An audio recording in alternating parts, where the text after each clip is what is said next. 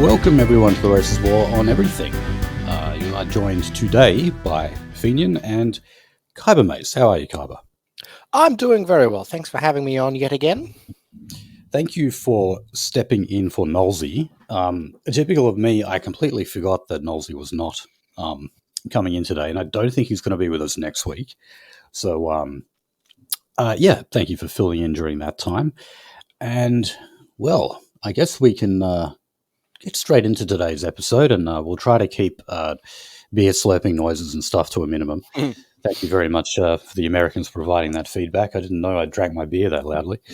But anyway, probably a bit of a shorter episode today because last week was very news-filled with especially the fact that we spent almost an hour talking about those new laws to do with symbols and gestures.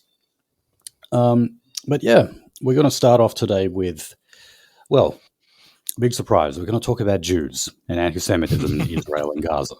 I bet you didn't see that one coming.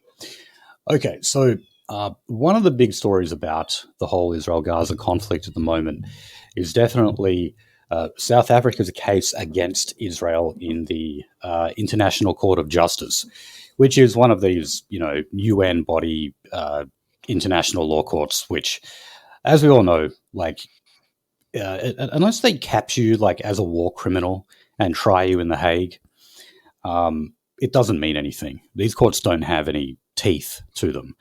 And, just like when the UN passes resolutions against Israel condemning illegal settlements in the West Bank, ultimately, what does that practically mean? Nothing. It might be a bit of bad publicity for Israel, but does it actually stop them from building any more settlements? Hell no. So it perhaps is just more of a symbolic thing that might have indirect consequences for Israel later down the road because, Israel is going through enormously bad PR, let's say. Yeah. And this is just going to make it worse for them. And I don't know if there's is there anything to do? I just keep hearing about people go, it's a bit rich for South Africa, isn't it? For them to be accusing another country of genocide when they recently, well, I mean, they're saying, they only recently came out of an apartheid regime. I would say no. The genocide that's being committed at the moment is against white farmers. White farmers. I 100% agree with that. But you have to know what's going on.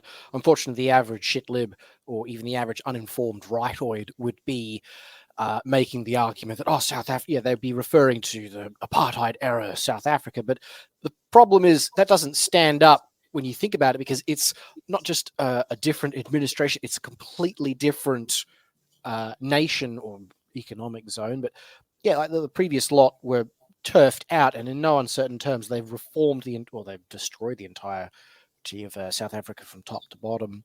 But the point stands, it is very funny. I got to admit, I was quite surprised to see that South Africa was the one leading this genocide thing in the International Court of Justice, The Hague. You notice all the lawyers are white? Yep. For South, you noticed that? Yeah. Very disappointing to see all these, again, there must be, Zionist Shabbos Goyim lawyers. It's, almost redundant in several respects. Not quite, but they are bleeding hearts, I mean, anyone. I thought you meant for the Israel defense side, because isn't there a bunch of British lawyers defending? Oh, okay. No. That's what I was referring to. But yeah, you're also correct in what you're saying. Yeah, the South Africa lawyers, they are bleeding heart shitlibs, which is why they're doing this. Because they're just seeing brown people be killed by what they incorrectly perceive as white people. Yeah, and I just think a lot of the people when they say, isn't it so ironic? I kind of think, yeah, it is ironic, but for completely different reasons. Yeah. Yeah, and that is that South Africa is actively performing a genocide against whites right now, and why won't anyone ever mention them? So anyway, how does this relate to Australia? Well, as you can imagine, there's been multiple calls from various Jewish lobbies for the Australian government to condemn this action. They haven't done it outright. So Penny Wong, I believe, she might be in Israel right now. I know she's doing this little Middle East tour that I believe started in Jordan. So they've, of course, been calling on her to condemn this action and basically to outright dismiss the allegations that Israel is committing a form of genocide in Gaza, which, of course, is what the South African lawyers are accusing them of. They've been calling on Albanese to do the same thing. Now, in a recent press conference, Albo really wouldn't be drawn on the matter. Both him and Penny Wong have said that they support these international institutions run by the UN. They support the processes, but they wouldn't be drawn on the commentary to the actual substance of the case and say either way what they believe here. So I do somewhat agree with Sky News and whatnot, who, by the way, have specifically regarding Penny Wong's upcoming visit to Israel. They have been doing, just go to the Sky News YouTube channel, you can have a look at this. Honestly, like 1 in 4 videos on there has something to do with that. Yesterday they did, 17th of January. It was amazing. I don't know if I've ever seen them dedicate so much time to like a single small topic before, but they're absolutely obsessed with this. Now, you had Andrew Hastie, who has just outright condemned it, of course, and said it's ridiculous to say that Israel is performing genocide right now. But the government isn't quite going that far. Now, it looks like with all this pressure, though, it looks like Penny Wong may actually give in. So there are indications that she will just outright oppose this case of genocide against Israel.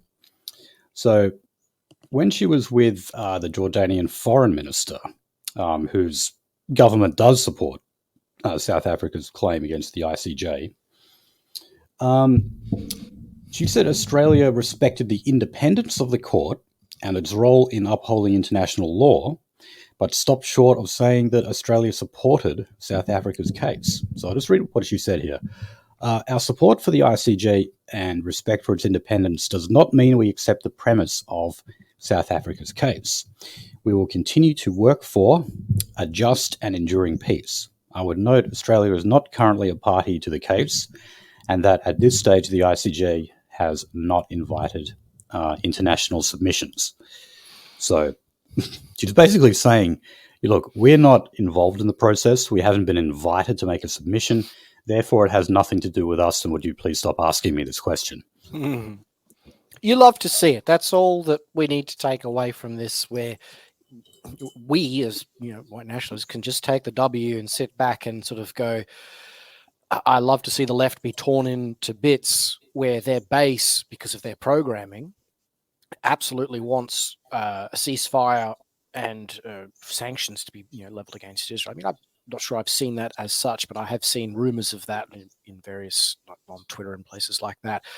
And I just enjoy seeing the not rank and file, but like the leadership or the officer class of the left get squashed between losing the legitimacy that they have enjoyed for some considerable time. They've got the power to do this. The fact that they don't means they're eroding their own legitimacy, and that's only to our advantage. And all it costs me publicly is to say, yeah, you know what, I call for a ceasefire, and I have sympathy towards the Palestinian plight. And that's the most damage I've been able to do against Zog in, well, ever. And yeah, right. Just love to see it, really.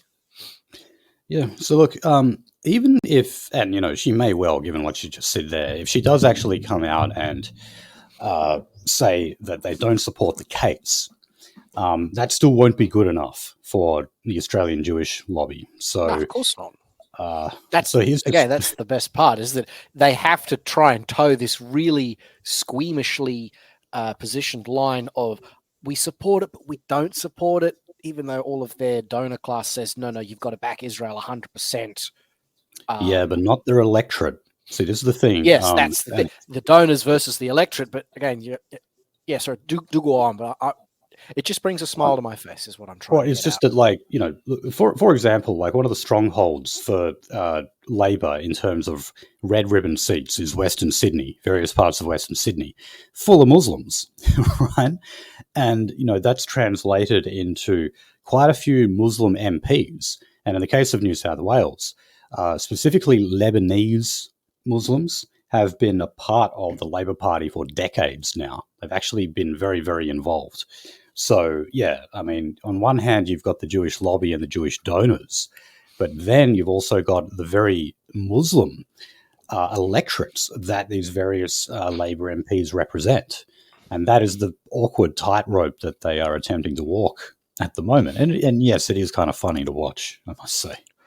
I don't want anyone to get the wrong idea with what I'm about to say, but I would be greatly amused to see the Muslims that reside in Australia try and form their own political party as a direct consequence of feeling not represented by all of this. I can't imagine they would have enough support to institute white Sharia or anything silly like that.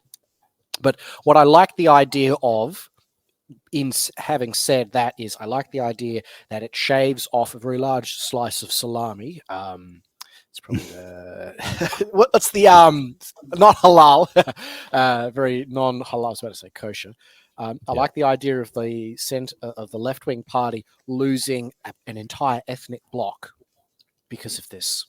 I can't say that's a realistic possibility, but it's more realistic than it ever has been in the decade that we've sort of been covering all of these things where, the Muslims now have a non-trivial percentage present here. Of course. And yeah, I think that yeah, sorry, go ahead. Oh, no, I was just saying, like, I'm only reading out the Jewish reaction here. You can imagine that, like, looking at Penny Wong's comments, Muslims are saying the exact opposite thing, which is, why isn't she out there supporting South Africa? Like, absolutely gung-ho about it, Because They're the definitely Muslims... saying that. Yeah, and again, I'm not doing the whole red-brown alliance thing. That's not a real thing, in case anyone's worried. It's a case of, as a strategic move, I can sort of say, all right, the enemy of my enemy is still my enemy, but I don't have to focus all of my guns on them. Metaphorical guns, ASIO, metaphorical guns. Right. But I like the idea that the Arab population, the Arab constitutions, is that the word? I totally blanked there. If those people don't feel they're being represented by the current Arab MPs in the Labor Party, it's going to shred it'll shred those MPs' legitimacy as well. And what's to stop sort of again, this is armchair general shit, for them to do sort of a Arab Tea Party style movement where they just because they have the voting number, they are a cohesive voting bloc. I wish white people could I wish we could figure that out. But if they all backed around their own candidate who was from their own ranks and said, we're running this guy in opposition to whatever Arab MP is currently in power, to say, we're replacing the incumbent because you've been too wishy-washy on the Gaza question, that's seriously going to fuck up and fracture the Labor Party, which is, I'm all here for that. Again, that's all I'm looking forward to. Like, they still have to be repatriated and emigrated back to their home countries. And again, that's why I'm sort of tentatively sympathetic, is that if there's no more Israel, there'll be peace in the Middle East relative to what there is now, and they can all be sent back. They'll probably want to go back of their own accord. I think that's a possibility that too few of us entertain on a regular basis. It's not like living in a country that child drag queen story hours is particularly appealing to devout Muslims now, is it? Right, I was going to say that's why, like, there was a small period of time where a lot of Australian Muslims joined the Greens, particularly young women. They would, with hijabs and that, would join the Greens. The Greens have just gotten so absolutely degenerate now that has just kind of dried up.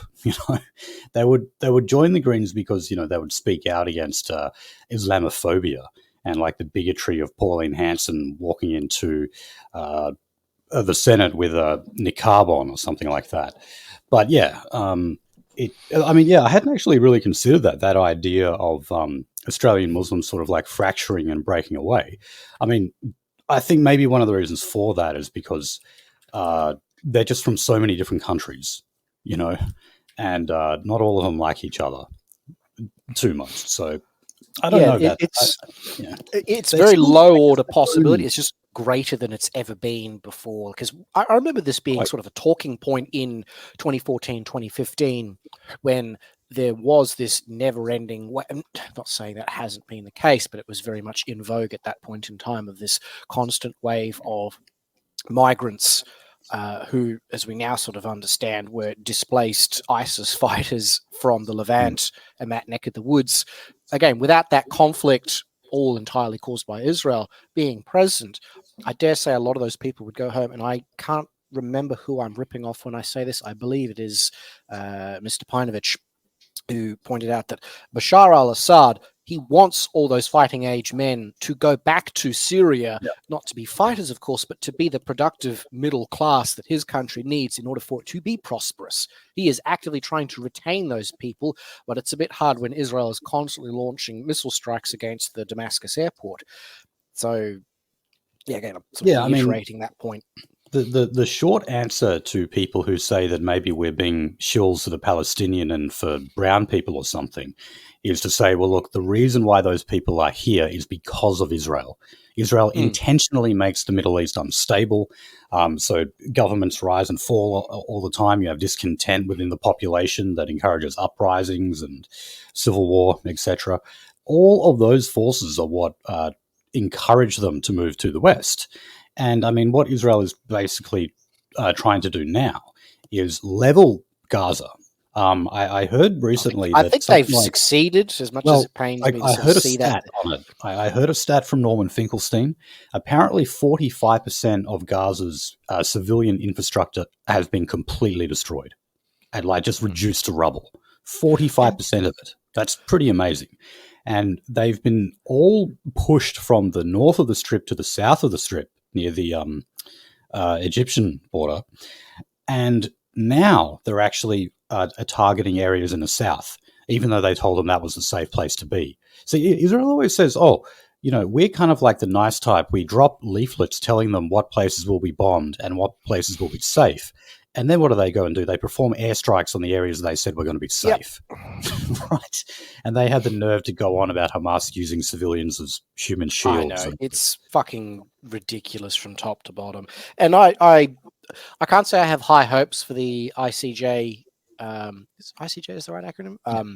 I can't have high hopes for that organ being successful because, as has been pointed out elsewhere, that institution was set up as a way for Jews to punish the losers of the Second World War, the conquered, I should say, and to see that being turned upon them is causing Jews to go into absolute fits and conniptions. So while I wish them the very best of success, I'm not exactly holding my breath. But again, empires have finite amounts of bandwidth, and this is yet another trash fire that international Jewry has to now redirect money and finance towards putting out, and it's even having some effect on our little local economic zone, where we've got Penny Wong being shunted around, sort of running.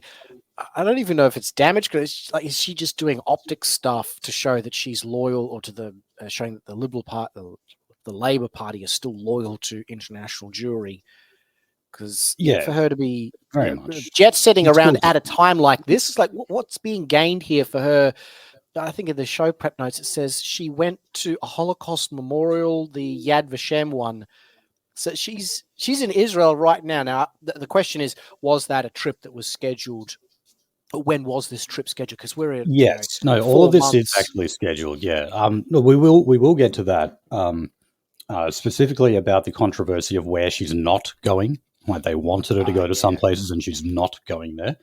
Yep. But I'll just read just a couple of other stories before we get to that, just to finish up what I was saying on the ICJ. Oh, and also the fact that that point I made about leveling Gaza and forcing them into the south at the moment, what I meant to say was that was a strategy to move those Palestinians into Europe, right?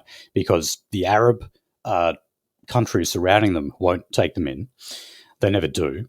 The West doesn't want to take them in, although we are taking some. well, no, but in the case of Australia, Western governments will have, West governments will obviously bend the knee and do Israel's bidding on this. We don't actually want them to come. Australia's given more visas to the Israelis, though.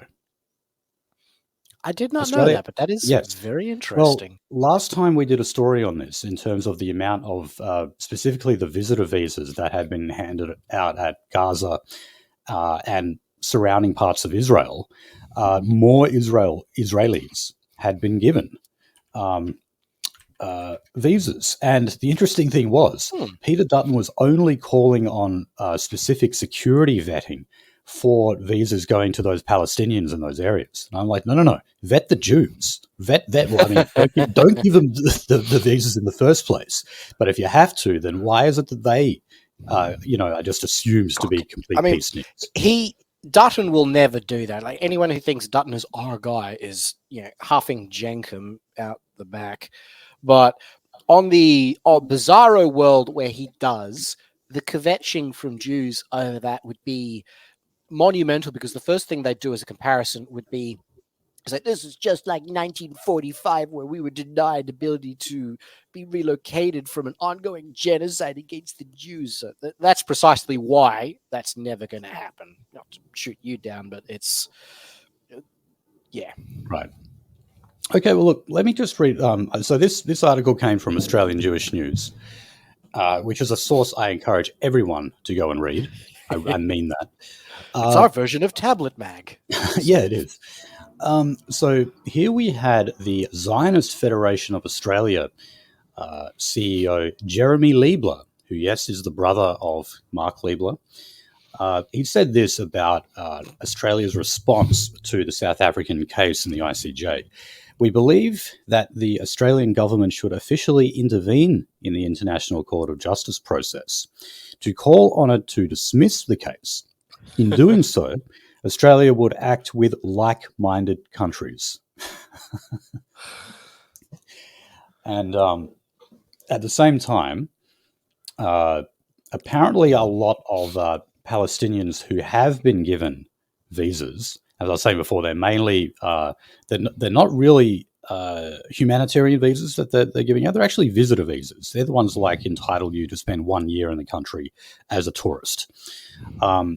But a lot of them are having trouble getting out, and that's because they're not just stuck in Gaza; they're stuck in the southern point of Gaza, where there's still airstrikes, and apparently it's just like this absolute Mad Max world where there is like checkpoints and bribery of certain soldiers to get through, to hopefully get onto a plane and get back over to Australia or wherever else you can flee to. It's a fucking dire mess, and it's very much by design. Israel is purposely making it as difficult as possible to live there and encouraging them all to piss off to the West, to come to our countries. That's exactly the plan. I was just going to add in, as a humorous refrain, I wonder what our international listeners will make of the fact that we Australians are referring to some other part of the globe as a Mad Max style environment. Normally it's, our backyard is regarded as highly dangerous and extremely lethal, but no, that is a tragic but accurate way to describe what's going by the sounds of all the things that are coming out of there. Right. Yeah, a Mad Max environment. So another indication of, this weird tightrope that the Labor Party is trying to walk here. We've got a federal Labor backbencher. Most people have probably not heard of him. His name is Julian Hill. As far as I know, this guy is just a standard white guy. He's not Lebanese or anything like that. But he said that Australians should be banned from being able to fund illegal Israeli settlements. So this was something the Australian was all over as well.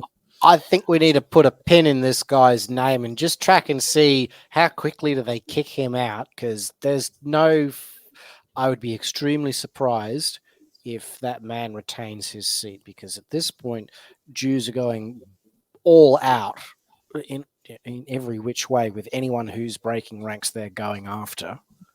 So And I mean, just to say, like, I would predict that within a year he will just have to step down, or he'll get primaried out, or whatever the Australian equivalent of that is.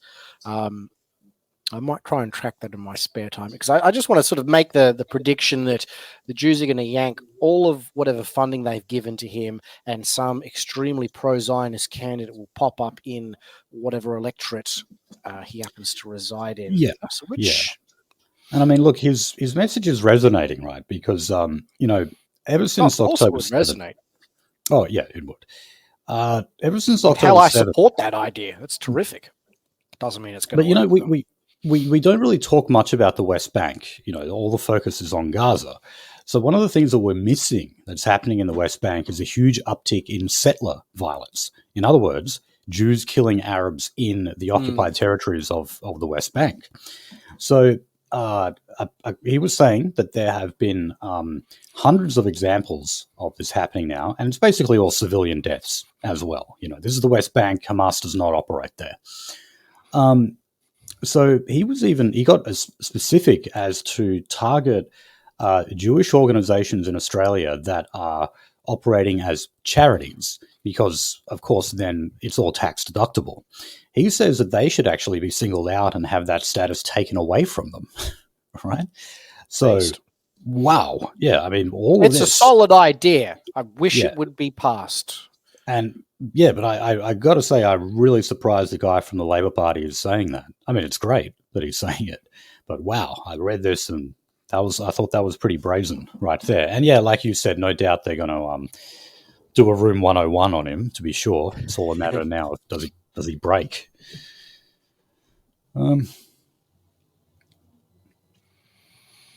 Okay, so now in terms of what Penny Wong is doing on this tour, so for one thing, she was criticised by the mainstream conservative right for not getting on a plane the very next day on October 8, okay? Because, yes, that is actually what some Western foreign ministers did, was they got on a plane the very next day and flew out to, Ben Gurion Airport or wherever. She's being attacked for leaving this for, over 100 days, you already had like a convoy go over there with Simon Birmingham, right? So the Libs, he's the moderate guy. He's in the Senate for the Liberal Party.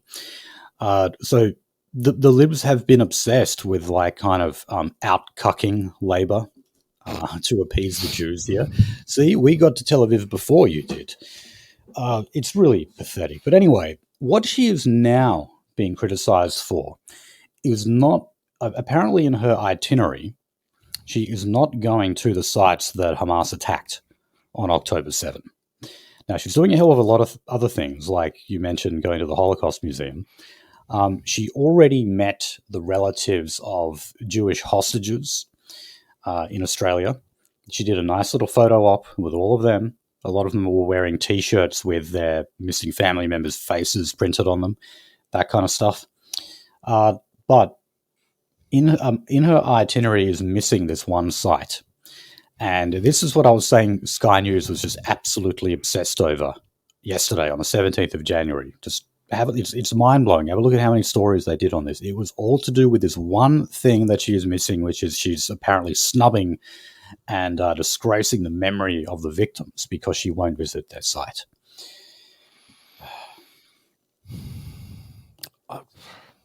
There's nothing more I really need to add at this point. It's a faction I particularly hate, being forced into choosing legitimacy versus power. There's no good options, and the chess expression for this is a Zweizung, where no matter, you have to make a move, and every move you can make is particularly bad. Like, not just slightly bad, but it's excruciatingly bad in some way, shape, or form. Yeah.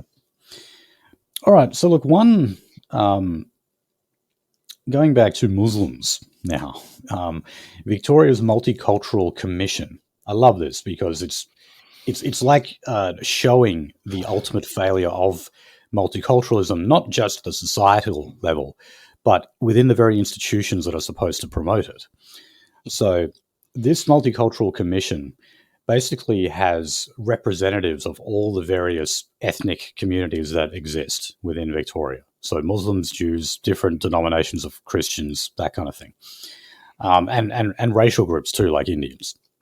So one of the members of the board, so one of the commissioners, apparently made a series of anti-Israel posts on social media. So he shared on Instagram and Facebook a post from activist Palestinian group, Palestine Action Australia, with the caption, "Australia disown him," in reference to a video featuring Australian IDF fighter Alex Sachs.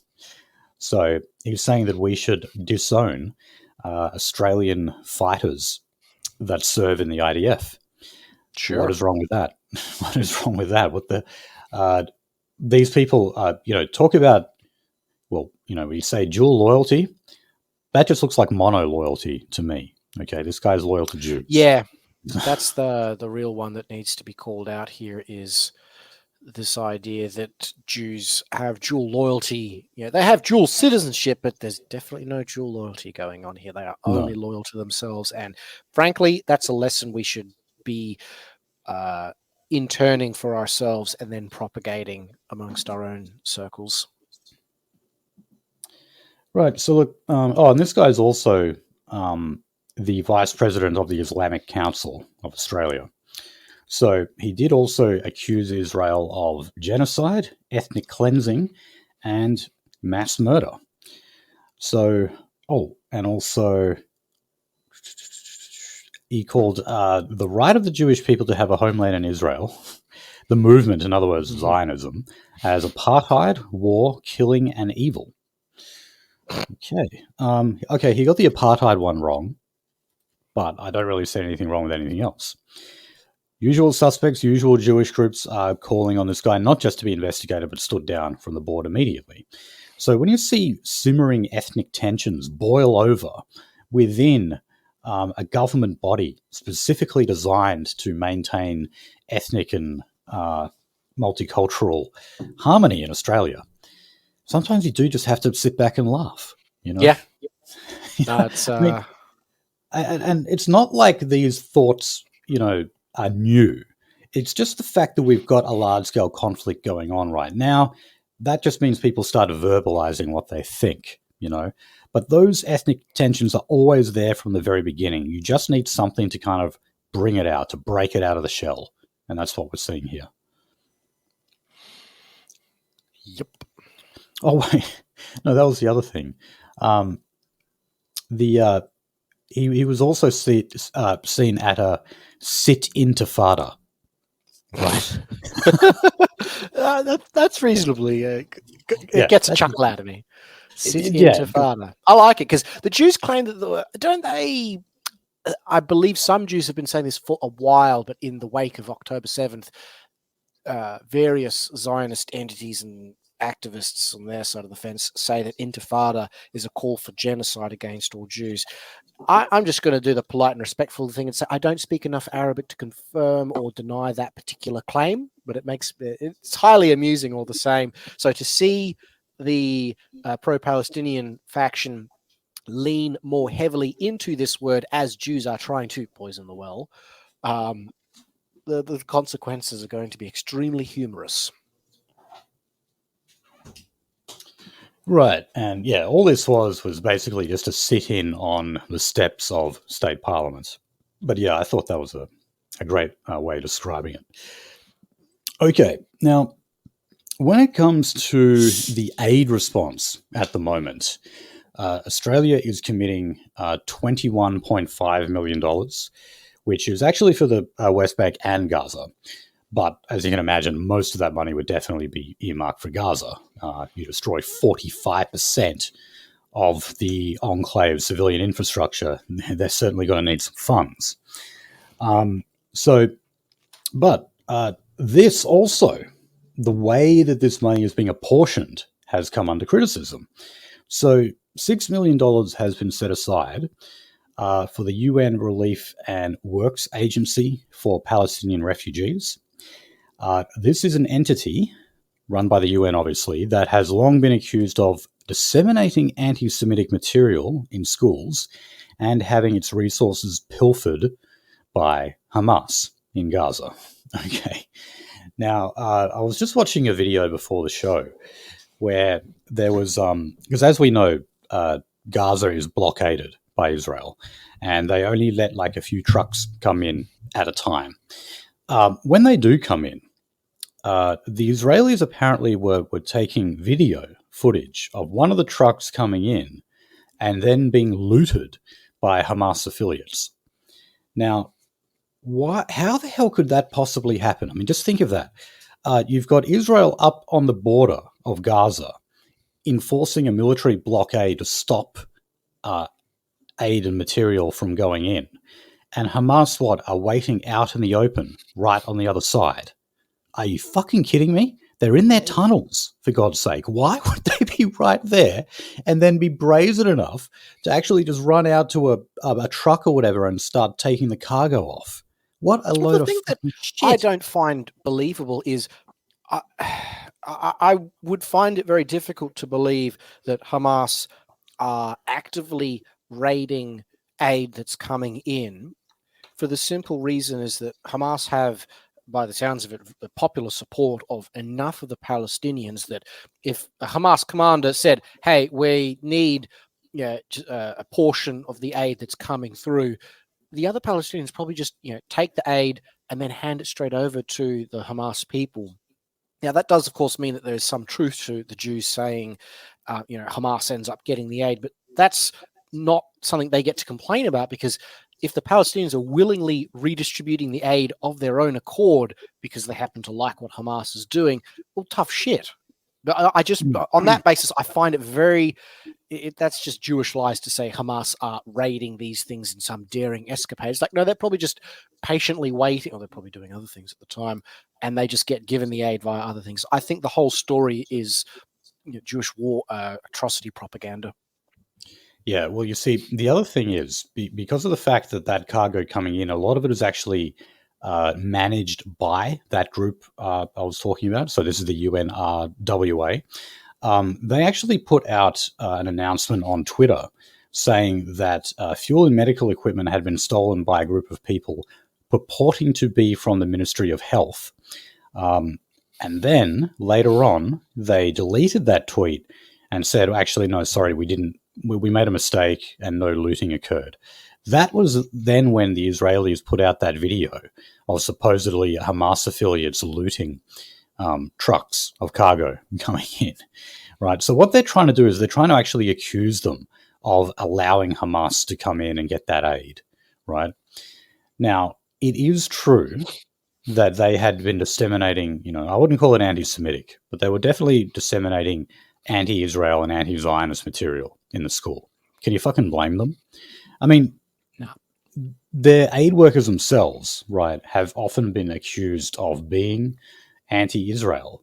And you just kind of think, it's like when people accuse Northern Territory police officers of having a problem with Aborigines. It's like, can you blame them when you work with them every day? Just like if you're an aid worker working in Gaza, seeing the death and destruction and misery that Israel inflicts on them by the minute, can you really blame them for being anti-Israel? Can you?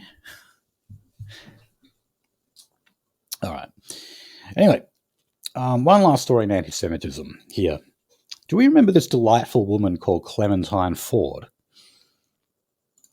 I'm sure the name would ring bells, for people. It took me a while. I was like, oh, I know who this woman is. And then I started reading her Wikipedia. I was like, oh, yes, I remember now. So wasn't she a shit lib on Twitter? Yeah, yes. So she's known, she's a third wave feminist, or whatever bloody wave they're up to now. She's one of the more foul-mouthed extremist ones who likes to get a reaction. Third wave. She called Miranda Devine a cunt, for example. So she's also... I do love infighting, but only when it happens in my enemy's camp. Yeah, well, I'll read out some of her more famous tweets. So it's like... oh shit, where did I put it? I thought I had that right in my prep. Let me just open that story up here. So Oh, here we go. All men must die. Have you killed any men today? If not, why not? Honestly, the coronavirus isn't killing men fast enough. So they're just some of the delightful grabs that we've got from her. How very unoriginal of her. Oh, I know. I mean, yeah, they're not very witty, are they? So she has just been given a grant. So this is taxpayer funds. So it's coming from the what's this play? Oh yeah, Aquarius Films. That is entirely funded by the New South Wales government. So she's been given over $30,000 to produce her own a TV show. So what is it called again? Smile Bitch. That is the name of the show. So I'll read out the quote as to what exactly it is about. It is about a high-profile media presenter who develops an appetite for murder after one too many sexist microaggressions. So, sorry, say that again. High-profile media presenter who develops an appetite for murder after one too many sexist microaggressions. In other words, they snap. That's just a revenge power fantasy. Yeah. Again, how unoriginal. Well, also, it's like, aren't you depicting feminists in a bad light here? You're basically saying, is it like a warning? Is it like saying you better stop with your microaggressions and your sexism or else we'll kill you? It's like, bitch, no one even talks to it. Okay, maybe I'm over-exaggerating here, but in general terms, I'd say that feminism has achieved its goal where intrasexual discourse is at an all-time low across the board. So the very idea that there's any sexist microaggressions taking place anywhere is just a claim that I will immediately laugh at. Even when I'm in normie circles, I just go, yeah, no, I don't fucking believe that. Yeah, look, either that or microaggressions are so borderline that you just wouldn't even recognize when you're doing them. It's the whole the microaggressions are like a bad stale meme from like 10 years ago. I remember when the whole microaggression thing was doing the rounds on Poll, back in its heyday, and everyone was giggling themselves silly at how stupid that all is, because it's in the eye of the beholder. Anything could be a trigger word or a microaggression. It's like a picture of a word cloud, and one of the words was Norway. That always cracked me up something fierce. Okay. All right. Well, we'll get on to climate and energy now. We're going to keep talking about the Greens here. So the Greenies, they're looking to win. They want to take over the councils in Brisbane. You've got council elections coming up in the 16th of March. Now, I must stress that a lot of the inner city councils have already been taken over by the Greens.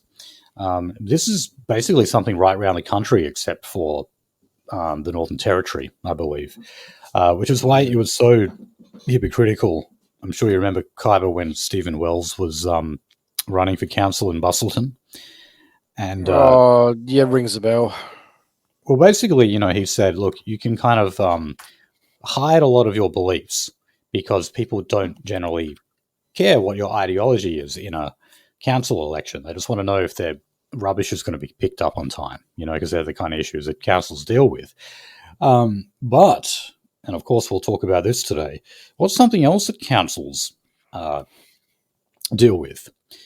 Citizenship ceremonies that you are supposed to hold on Australia Day. It's basically their way of celebrating Australia Day is by having a citizenship ceremony. Well, 81 councils at last count, it might have gone up since then, is refusing to do it. And some of the other ones take it a step further by having an Invasion Day and flying the flag at half-mast, that kind of thing. Now, the Greens have been doing this, though. It's been a slow takeover of the councils for a long, long time. Slow march through the council institutions. Yes, it is. Show title idea, by the way. Okay. But no, I mean, it's what Can they've I just done. jump in for a second? I don't know. Do the councils receive any remuneration, even from like the federal government, when they do the ceremonies, or do they receive funding when they do the citizenship ceremonies? I think they must do, because Scott Morrison actually intervened, and he made it compulsory for them to do it. They're not doing that anymore, by the way. Albanese has taken the hands-off approach again, saying no, they make their own decisions. Typical. But like, one of the only good things that Scott Morrison ever did was he intervened and said, no, you are having these ceremonies. On Australia Day. The reason why I suddenly had a brainwave where, not to rule out the anti-white hatred, but you've always got to stop and sort of fact check yourself and go, is there any other explanation or other factor that could be at play here? It dawns on me to contemplate the idea that the councils could be wanting to do the citizenship ceremonies on all days of the year, because then they get more funding, which, through various machinations, will wind up in the back pockets of the people who are currently advocating and agitating for that. So that's, I'd like to have a way to sort of test that hypothesis, but it's something that just dawned on me right now. Is like, well, what would they stand to gain if they did away with Australia Day, in addition to everything we already know they'll supposedly gain? But when it comes to the citizenship ceremonies, do they batch them all up for Australia Day, or do they do them other days of the year? I think they do them other days of the year, but Australia Day is supposed to be the big one. Supposed to be the big one. I think so. I might be getting that wrong, but anyway, we will get to Australia Day. What's going on here is in Brisbane, they want to divert funds from infrastructure, so transport infrastructure like roads, and they want to use it to make Brisbane less dependent on cars. So, that goes part and parcel with their environmental policy. They want to reduce the amount of cars that are in Brisbane. They want more people walking and more people riding bikes and taking public transport as well. So, so many inner city types support the Greens right up until the point where their policies actually start affecting them. Because for the most part, when they're building wind turbines and whatever, or flooding the place, or flooding the country with immigrants, they're usually, the consequences of those decisions are not something that inner city trendies actually have to deal with. Yeah, that's been one of my critiques, is that these people, and this sort of applies in a number of different contexts, is that the worst kinds of people you can encounter are those who make decisions for other people, but rarely, if ever, suffer the consequences of the decisions they make. And this is certainly one of them, where, right. Because we always used to say things of the form of, if you want mass immigration, it should be into your backyard, but then you wind up with these absolute fucking weirdos like the Yimbys, as we've sort of derisively and that is why there is a part of me when I read this that says, do it just so they can suffer for it, because they've been inflicting it on everyone else for so long. It's about time they got a taste of their own medicine. But look, specifically, they said they want to spend $500 million over the next 4 years on 200 pedestrian crossings, 35 kilometres of bike lanes, and 200 kilometres of footpaths. And in order to pay for that, they want to completely defund the roads and rail.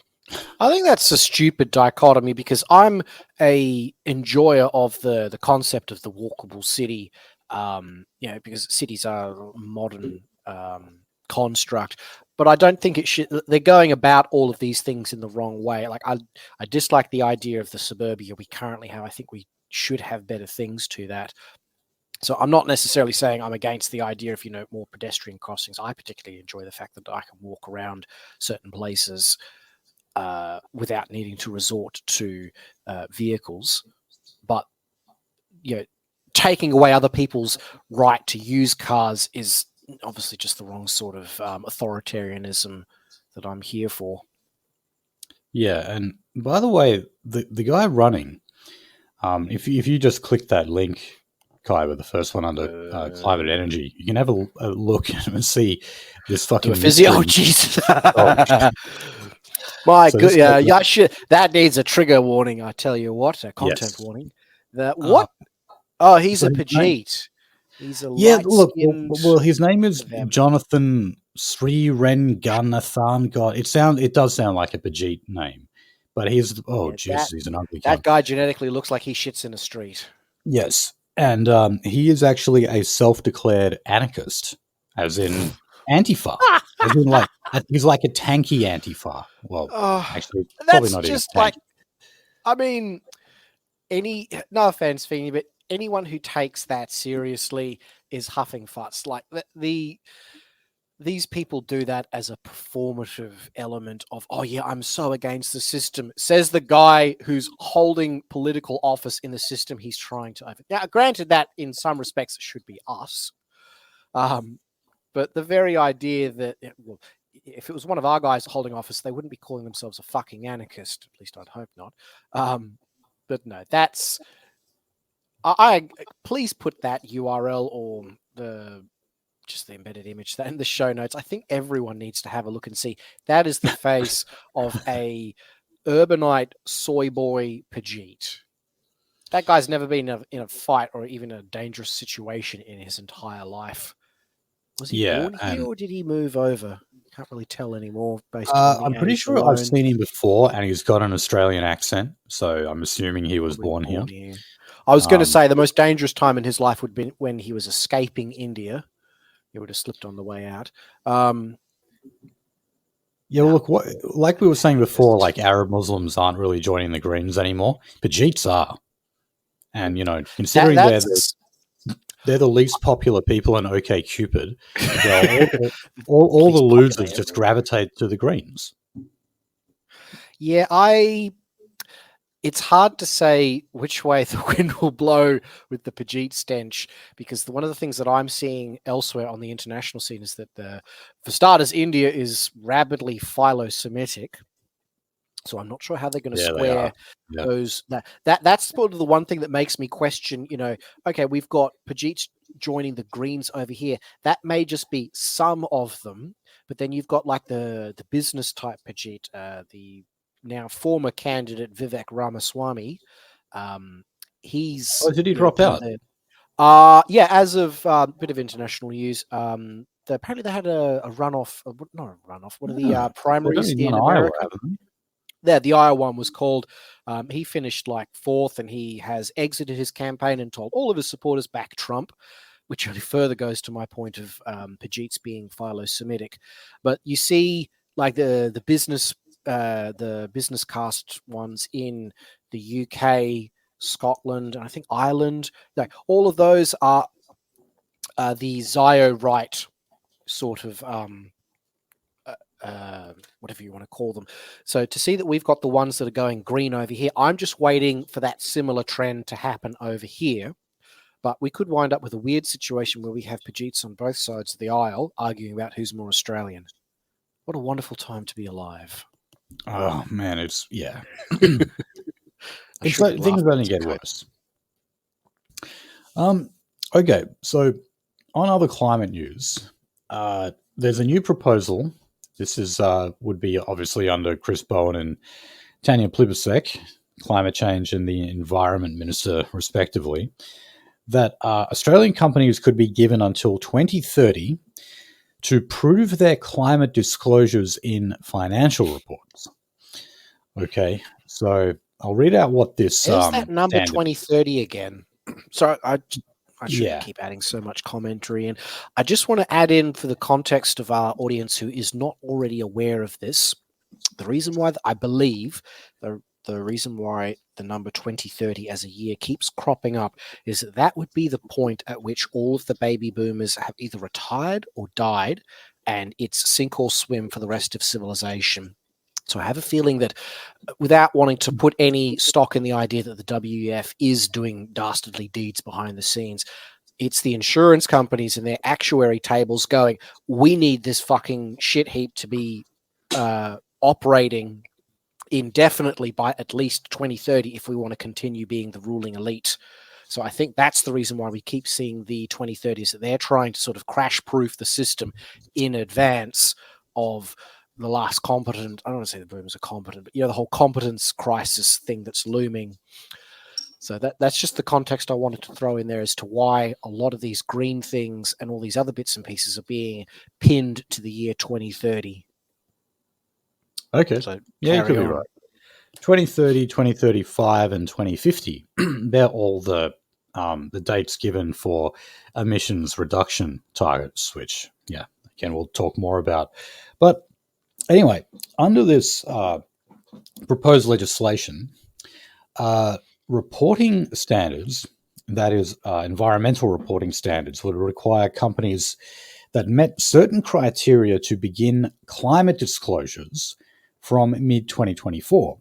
So what does that mean? Companies with $500 million in revenue would have to report climate matters to investors by July 1st, 2024.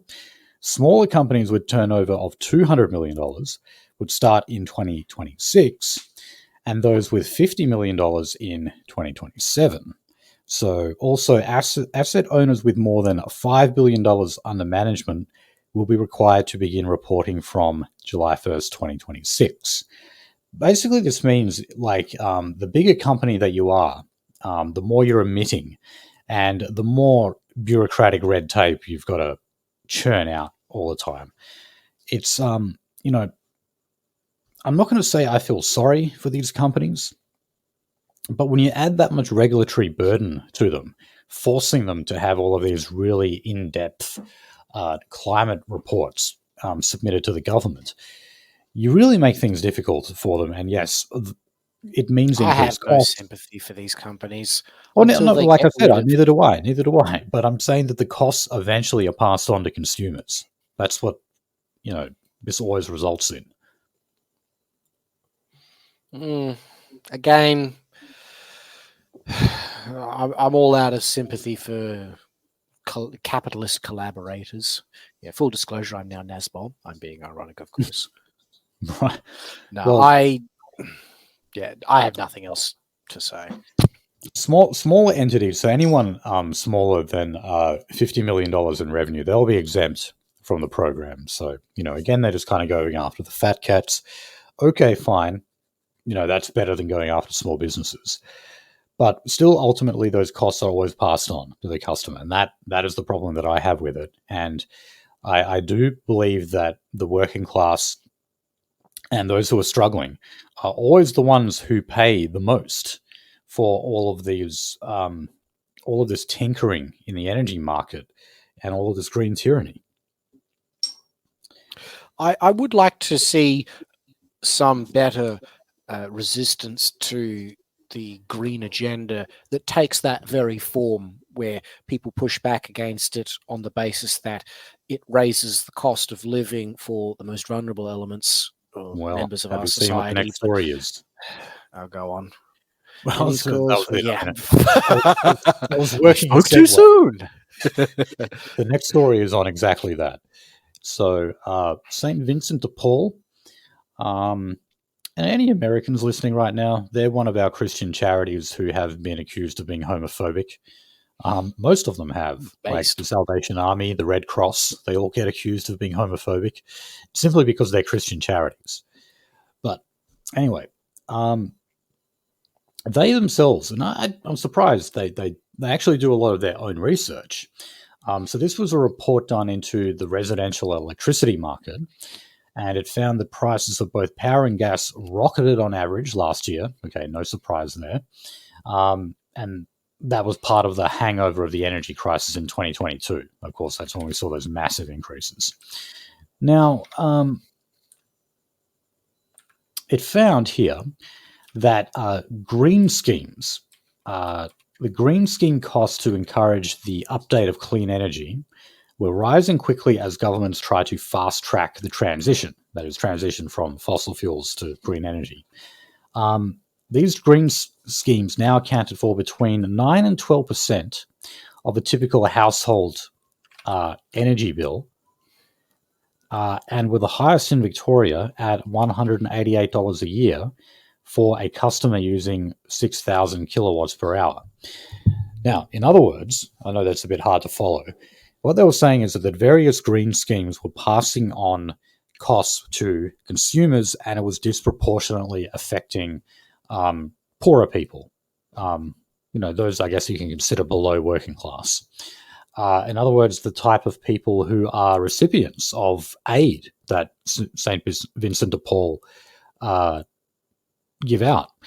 So yeah, this was actually an example of a charity actually saying, let's do some real economic analysis in terms of the effect of green energy policies on the energy market and how it's raising prices, and also who is it affecting the most. And of course, they found the poorest and most vulnerable people are the ones who are being affected the most right here. So, these are the types of arguments I think that can really go a long way. If, I don't know, say if like a Labour Party supporter who is supposed to care about the poor and the working class, and just point out studies like this to them, all of this stuff is actually increasing the cost of living and exacerbating poverty for those people you are supposed to represent. And the data shows that. The very charities who are out there working with these people are actually saying you're making poor people pay too much for this. I know, don't worry about an inner city greenie. You're not going to convince them. But, someone who might be able to apply a bit of reason to this debate. I worry that these calls will fall on deaf ears. Yeah. Well, it's good to see that, someone is doing exactly what I was thinking about. Yeah. So one other point that this made was that households who are a little better off are able to make a long-term investment in something like a solar panel be getting installed. And then as time goes by, you kind of filling your own electricity grid with solar power helps to bring your power prices down. Well, a poorer person who doesn't have that kind of those kind of funds to begin with, will just never get that installed and continuously just has to keep accounting for the higher and higher electricity prices that we keep getting hit with. So yeah, if you don't have that infrastructure, starting project money, then yeah, you're pretty screwed. Okay, now the 2035 target. So Labour have one. I forget what it is now. The Liberal Party do not have one. The National Party has been saying that there shouldn't be one. And of course, the Labour Party is just hounding the Liberals to hurry up and just declare some form of 2035 target. Well, the Teals have just said that they support a minimum 75% emissions reduction target by 2035. And by the way, this was basically all of the Teals, and they still want us to believe that they are not a political party, that they're all just a series of individuals with their own political agenda that is unique and distinguishable from each other. No. And they constantly go to events as well. Like you can actually just, that article's paywalled, but I don't know if you can look at the picture on that, but you can see they constantly just go out at all these functions together. They're all women who are, married to fucking specialist doctors, have nothing better to do with their time, and they lecture all the rest of us about contributing to climate change. So I think we've got something on the Teals and the Libs a bit later on, but the Libs are basically trying to out-climate them and go in with their own emissions reductions targets, and they say that they are more reasonable. And they say that, like, even though our targets might be lower than what the Teals targets are, they're actually practical, and therefore you should vote for us because what we do is actually achievable. It's doable. What the Teals do is just pie in the sky stuff. I don't know if that's a good tactic, to be honest. I think people would probably just prefer the grandiose promises, the ones as high as 75%. Or the Greens, who say they want 100%. Yeah, sure, because just asking for something makes it happen. No, in fact, the Greens want 100% by 2030, 6 years' time. They want, actually, to be fair, it's net zero, so they're like, there can still be carbon emissions taking place, but they have to be offset by, planting of trees and whatever. Okay, so we've got an escalating industrial relations problem occurring on Australia's ports at the moment. So this is between the Maritime Union and the most unfortunately named DP World. I forget what DP stands for now. But anyway, there has been a hell of a lot of work stoppages going on, and it's all to do with pay. So the MUA are demanding, I believe for some workers, it's actually up to 16%, which is pretty big, I got to say. And of course, DP are just holding out here. By the way, they're a Dubai-based like shipping and freighting company, just like their main competitor, which is Patrick. And they decided to outsource a lot of their own labor to the United Arab Emirates as well. That occurred, if we remember the great like Wharfies strike that happened back in like 99 or 98 or so. It was huge news at the time. Big headache for the Howard government. That was when Patrick actually locked out all of these union workers and then sacked them and gave their jobs to Arabs, basically. Well, DP World is also based in the United Arab Emirates and likes to pull the same tricks, likes to replace those white workers who demand too much money with Arabs who are willing to work for peanuts. These are elaborate schemes. They sure are. So,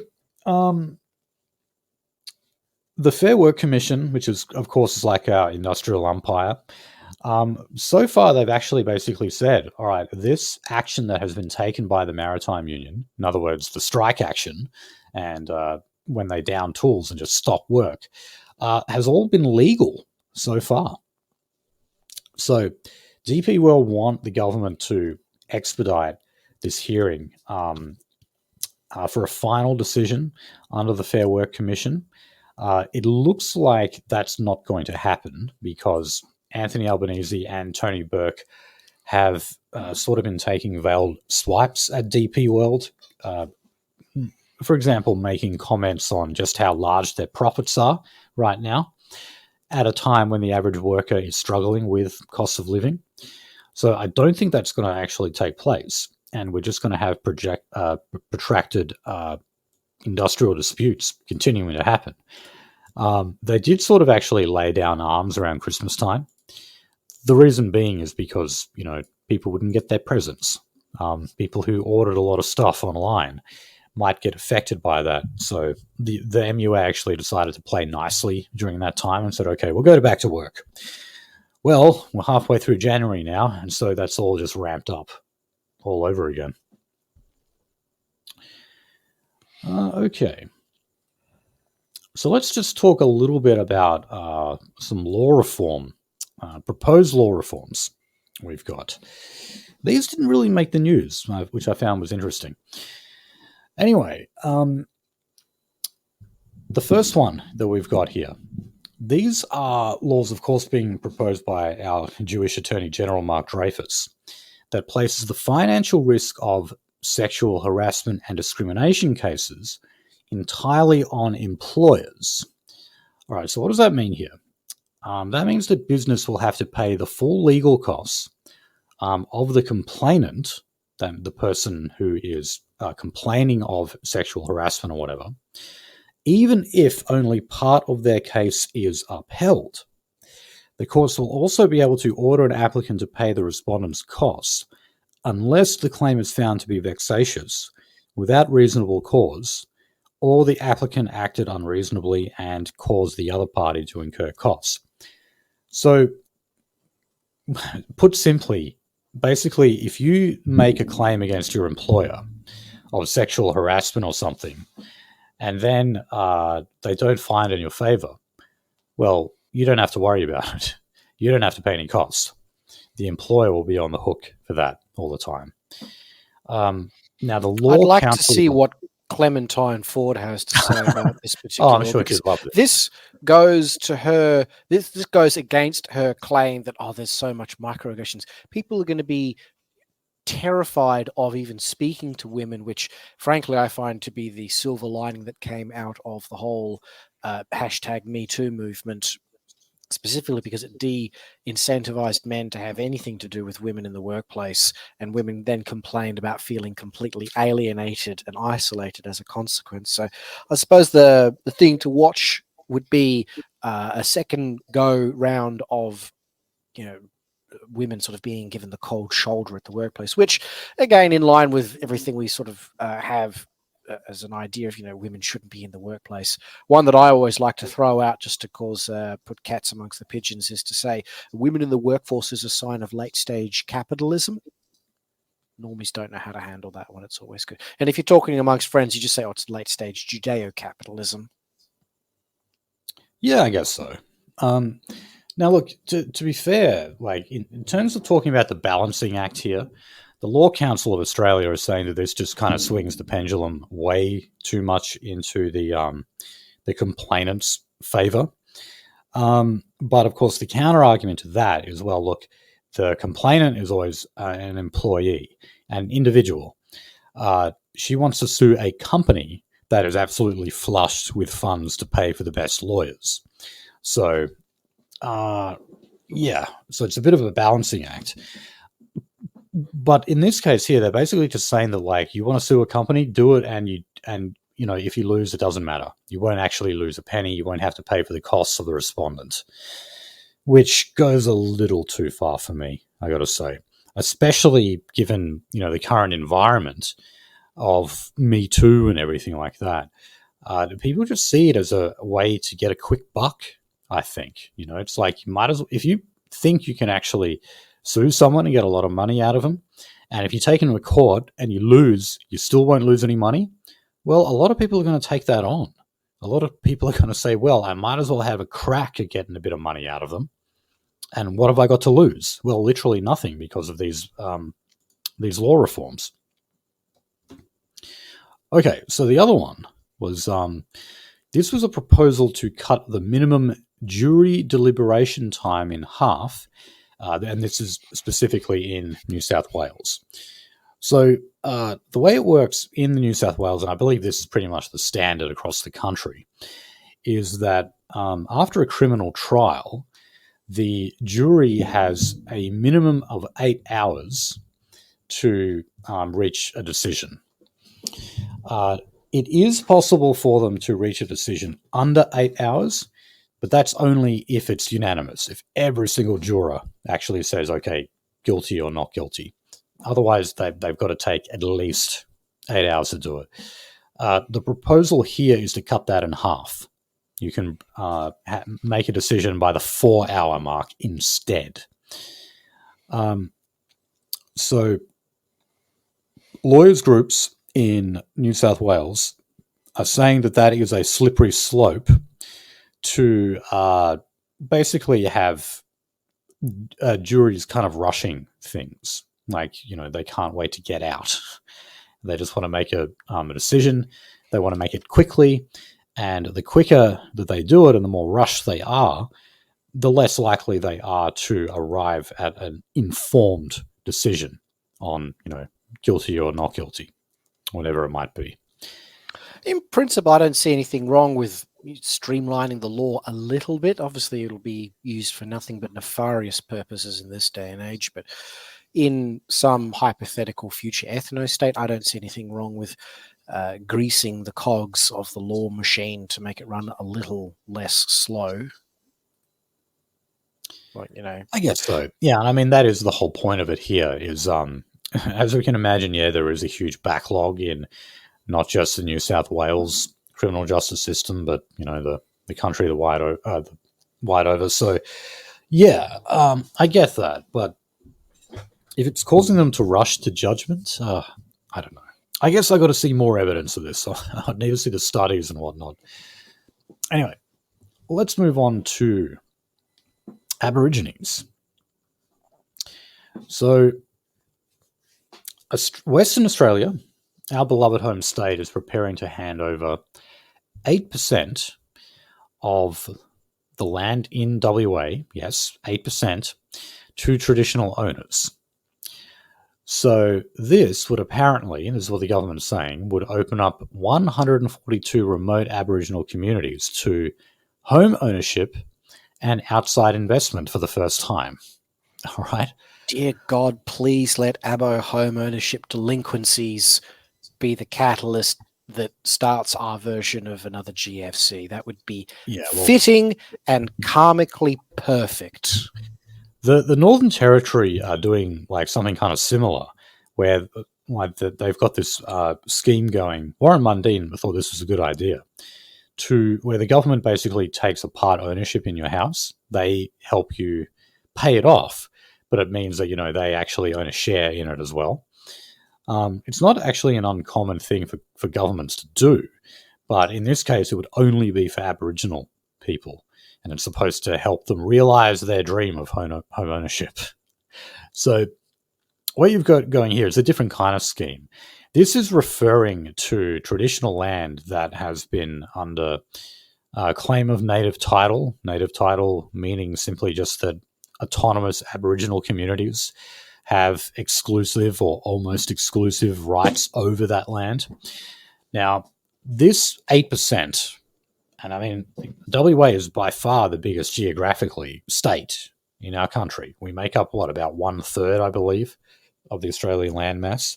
So 8% of that land, that is an enormous amount of land, has basically been held in trust here. So this is known as the Aboriginal Lands Trust, and that was sort of taken on. What was it here? Sorry, just trying to find this part. Damn. Sorry, I thought I had something in here about... oh, wait, no. It's right in the sentence I was looking at. So, the Aboriginal Lands Trust was a statutory body established by the government when church missions closed more than 50 years ago. So that was basically when, like, the stolen generations was said to have ended, okay? Which is all a myth. But because of the fact that you didn't have church missions on these areas of Aboriginal land, you didn't have children being stolen, apparently. Or they were just put into care. That's all. Once they buggered off, you had the Aboriginal Lands Trust kind of take control of it. But now they want to give exclusive rights to Aboriginal communities. Now, the issue here is that you still have a lot of private property on those areas. And we remember the Aboriginal heritage laws of last year that the government had to kill off. The main fear there was that farmers and pastoralists were going to have these just ridiculous, like, heritage laws, cultural value laws and all this kind of stuff that would stop them from doing simple things like just clearing of some trees or whatever. Well, in this case, you could actually have a fight between Aboriginal groups and private property owners over simply who owns the land. So, yeah, because the land covers... oh, well, here are the details on it. The land trust covers 20 million hectares. That comprises 284 parcels of land, 5 pastoral leases, and 142 permanent Aboriginal settlements. So it's those pastoral leases that would, that would be the issue here. You've got pastoralists who own and lease over the land and therefore are at risk of having it taken away by these Aboriginal groups. So it'll be interesting to watch because these groups usually do try some dirty tricks. And if they don't want to just outright take over the land, they'll say, well, what are you going to give me? It's rent seeking. They just want to get a bit of money out of it. Always has been. Yeah. Always will be. All right. So that's really good. I just want to say I finally heard of this one. Apparently it's very hot. Whose land? Liquor land. I was cackling the first time someone told me that a couple of weeks ago. Do go on. Yeah, I think they prefer Dan Murphy's, but yeah, Liquorland definitely works better in that. Okay, so you're offer of taste. Here's a story. This is a story we've just got a bit more details on. Nolsey and I have covered this one a couple of times before. So this was to do with the Minns government, the Labor government in New South Wales, and the $2.2 billion Coffs Harbour bypass, which was basically just a big infrastructure project that's going on there. Now, they had this guy, what is this? I love this title, Cultural Heritage Manager, right? Now, this is basically an Aboriginal person who was paid. It's usually by the government, although there are now construction companies who create this title, this role themselves, God knows why. And it's their job to assess the amount of cultural damage that might be inflicted on a sacred Aboriginal site as a result of development, whether that's a mine or a building or a demolition or whatever it might be. That's their job. And so this guy, what was his name? Something Brown. Ian Brown. That was this guy's job. It was like a 6-figure job to do that. And one of the senior, an executive, her name is Rochelle Hicks, he actually threatened to kill her. So he also called her a white cunt. A bit harsh. And he said some words to the effect of like, next time I see her, I'm going to kill her. It was something like that, right? So naturally, of course, she complained about this to the government. But the regulatory authority who was in charge of the Coffs Harbour bypass project said that they weren't going to sack him or even discipline or reprimand him in any way. Quote, this is actually what they said, because he is an Aboriginal and cultural knowledge holder. And of course, his services must have been vital. Now, when this story was first broken by the Australian, he was still employed. Well, right after that, they actually sacked Ian Brown. So one of those very, very few cases where you got a bit of justice out of all of this. But anyway, we've got some more documents over this affair that have surfaced. And one of them actually came out saying that they didn't want to inflame racial tensions in the lead up to the voice referendum. So they actually thought that this could lead to kind of racial violence, or at least contribute to it, because tensions were already sort of running high in the lead up to the Aboriginal voice referendum. Maybe. I think it's much more to do with the fact that they're just terrified of the idea of sacking an Aboriginal person, particularly when you've got a high-ranking one, you know? They'll say, oh, they don't want us to have good jobs, high-paying jobs and whatever. But I don't know. Mix of column A and column B. Yeah. I don't really have much to add to this story. It's another one of these. Get more evidence of the anti-white bias in the system. All you can really do is call it out when it happens. Yep. All right, so we'll talk about Australia Day now. I'm sure we've all heard of Peter Dutton's call for Woolworths to be boycotted because they've made the decision not to stock Australia Day merchandise on Australia Day. They still sell those little crappy plastic flags, but that's it. So, the conglomerate is called the Kmart Group, and as that name suggests, that also covers Kmart, but also Target as well. I didn't know that. So how about that? They're all basically the same company: Woolworths, Kmart, and Target. So none of them are selling these products. Aldi is not either. I think they made that decision before. And some people are actually going as far to say that Peter Dutton incited violence upon Woolworths because there was a Woolworths store that was vandalized, apparently for that the very reason that they were not stocking Australia Day merchandise. I don't know about that. I find it hard to care. I'm going to echo Nolsey's sentiments on the previous Racist War episode, where anyone who identifies their nationalism via the effect of consumptive capitalist purchases you've not got your head screwed on right. Like, I can celebrate Australia Day without gaudy apparel and attire that is. Oh, I agree.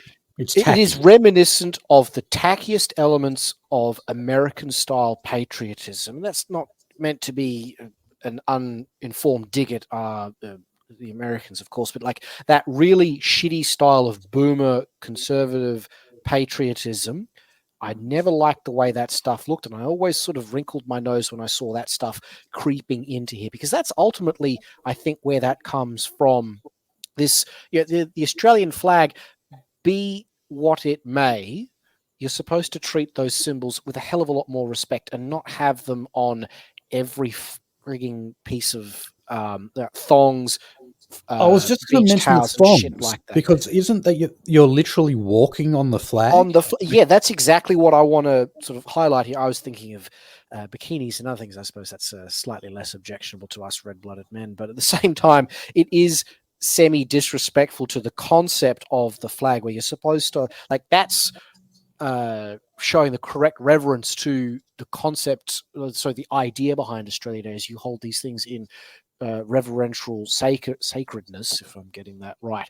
And I've never liked the way, like, that's just the way I was sort of brought up, where you just sort of have a quiet, somber reflection of these. I mean, that's what I'm thinking more of Anzac Day, but that's another kettle of fish. But I never liked the commoditization of the Australian identity, because that's kind of the end game of where we're at, where I could see this moment blowing up into a less successful version of, the tranny with the Bud Light, Dylan Mulvaney, that shit, where I hate the fact that the Zionist right thinks they can just pick up the idea of we're going to boycott things and engage in conspicuous consumption of things via supposedly patriotic outlets, where you're doing nothing of the sort. Now, I understand there are certain elements out there who are going, oh, we're going to boycott Woolworths. Sort of like, why didn't you have the fucking stones to do this previously? Woolworths is, top to bottom, probably Zionist as the day is long in terms of, I don't even have to explain all of that. You just know it's true. Why boycott Woolworths now over gaudy merchandise for Australia Day? I think Right. if you wanted to do a boycott, let's do BDS, because that's actually punching in the direction of the thing that's fucking attacking us right now. So I'm not. I think it was a bit similar for Gillette. Do you remember the whole let's boycott Gillette and not buy Mac free razors anymore? This myth that get woke go broke. It's like, no, you're missing the shot completely. Zog is willing to run at a financial loss if it means getting the propaganda message out there. There is a lower limit to these things, and that's what we saw with the Americans reorganizing, or the Jews reorganizing Disney. They shuffled the CEOs around because Disney had just been losing too much money. Part of that is because interest rates are now slightly above zero, or they're quite substantially above zero. And some Jews are recognizing, hey, hang on, these operations can't be a complete net negative in their entirety. Some they're willing to take the hit on. YouTube is probably the biggest example you should be able to quote to friends. But for the most part, these propaganda operations need to not be massive lost leaders. So, yeah, okay, Woolies share prices tanked, and just between you, me, and the fence post and the tax man, I might even buy some fucking Woolworths shares, because I will be watching the share price closely to see it rebound in a couple of months. So, right. If you want to do a Did boycott... you see that graphic I just sent you? No, I'll have a quick peek at that now. If you have a look, So that's... I've missed the boat. Fucking oath. Yeah, it's already happened. That's only the last 12 hours or whatever that is. Yeah, but I'd want to see... I'm going to open up my ComSec account and do a real-time check on that. Because I was actually thinking about this the other day, where I'm like, if they really make the share price tank, it will at most be a temporary tank. Now, sure, there's the case of Bud Light, where I would call that an outlier at this point in time, but I'm unconvinced. I mean, here's the other thing. Zog could look at this and go, yeah, you know what? We're going to make money off this too, but it won't be for like another year or so, where they'll drive the share price down. They'll amp up the flames of people encouraging the boycott against Woolies. That makes the share price tank. Jews then come in and perform a fire sale purchase of all of these things. So if you want to do a boycott, let's talk BDS, but I'm not getting bent out of shape over frigging gaudy flags and all that other crap, because I already celebrate Australia Day in a far more significant capacity. Right, yeah. I mean, it's like I'm already doing a boycott of Woolworths anyway because I don't buy their stuff. But it's nothing political. But there is definitely something to be said about they are still taking a political stance because I mean they had two reasons for not stocking those items anymore. One of them was that they were not as popular. And that's true. And Ozzy and I were saying, well, in a country where Australian identity is being eroded further and further, that is not a surprise. But then the second reason was because of the changing conversation about Australia Day. So that part of it, that was political. That, if we're to believe what they're saying, that... and yeah, I think that's a very valid point, is that they are looking at the fact that a lot of people no longer strongly identify with the Australian brand. But again, that sort of goes back to the point of what does it mean to be Australian, and why does this one particular flag, which, without getting bent out of shape about the whole Union Jack thing on there, it's sort of like, that isn't a flag I strongly associate with the things that have happened here anymore, and I wouldn't necessarily be hyper welded to it. I don't fall into that think light switch brain of, oh, well, if the left hates it, that means I must love it. It's like, no, I think we should be allowed to at least mildly revise or re-examine some things. But the other thing that I'd sort of point out, I'd want to see, okay, they're saying that no one's buying this tacky shit anymore. I'd almost find that a little surprising, because one of the things I've noticed, at least anecdotally, is that the new immigrants here, they're usually the ones who are desperately trying to slather themselves in this shit in order to try and fool everyone else into thinking they're now an Australian. So it kind of cuts both ways with these things, where it could just be a downward slump because the left has never been particularly they're sort of anti-patriotic, like that's going back decades by now, and that is, for better or for worse, mostly for worse, the common attitude of people out there. We could just be going through a downswing in terms of public sentiment. Like, that's another factor that I think could potentially explain these things. Like, if times were good, would people be more likely to associate with the consumerist Australian identities? Like, I'd want to see, even though it's never going to be possible, but if we had good economic times, a la, I'm just going to pull it out of my hat, 2005, everyone's buying a house, everyone's doing well, interest rates are low, it's pre-GFC. In those times where life is good, I would expect there to be some positive correlation between people having strong feelings about the place they live in and the ways in which they manifest that happiness. Another thing that should be pointed out is that for like the last decade, more than just the last decade, life has been hard, life has been tough. Who the fuck feels happy about the future, let alone this nation that there's now an economic zone? So I think there's several factors that go into why people would not want to be buying this crap. Is that, like, what's there to be happy about anymore? And that's not an encouragement to feel sad or to be sad. It's like, we have to overcome those things, of course. But I just immediately, my eyes glaze over when I hear people say, oh, this is another attack on Australia. It's like, mate, we lost that fucking battle a long time ago. Well, okay. Look, so this story was not in the prep. I should have put it in there, but there was a poll that was taken by the Institute of Public Affairs, which is basically a classical liberal think tank here in Australia. So this poll found that 63% of Australians support January 26 as Australia Day, and that is despite the attacks going on about it every single year, and that keeps intensifying. And I believe it was like, 17% actually said that we should either move the day or abolish it. So yeah, it was actually pretty one-sided. So it is, I guess, a white pill from all of this is that it does tend to be a vocal minority of people. And I would say most of them are white as well. What percentage of the country is white at this point? Aren't we close to? Or I thought we were below 50% by now. We're not quite. I'm pretty sure we're under 60%, though. I'm pretty sure. It's dire. We catch up more and more with America all the time in that case. But yeah, I'm 56% certain we're still white. Yes. But no, like you said, unfortunately, a lot of the people who are supportive of Australia Day are, just kind of eager to take on this sort of civic patriotism that ultimately this is civic nationalism through and through. Yeah.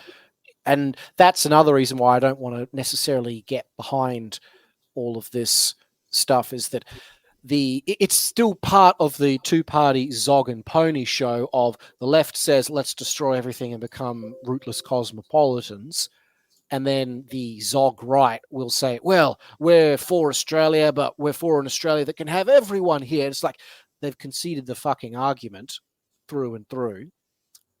And I just don't want to get sucked into that never-ending drain swirl yet again over, you want to celebrate Australia Day, do it the right way.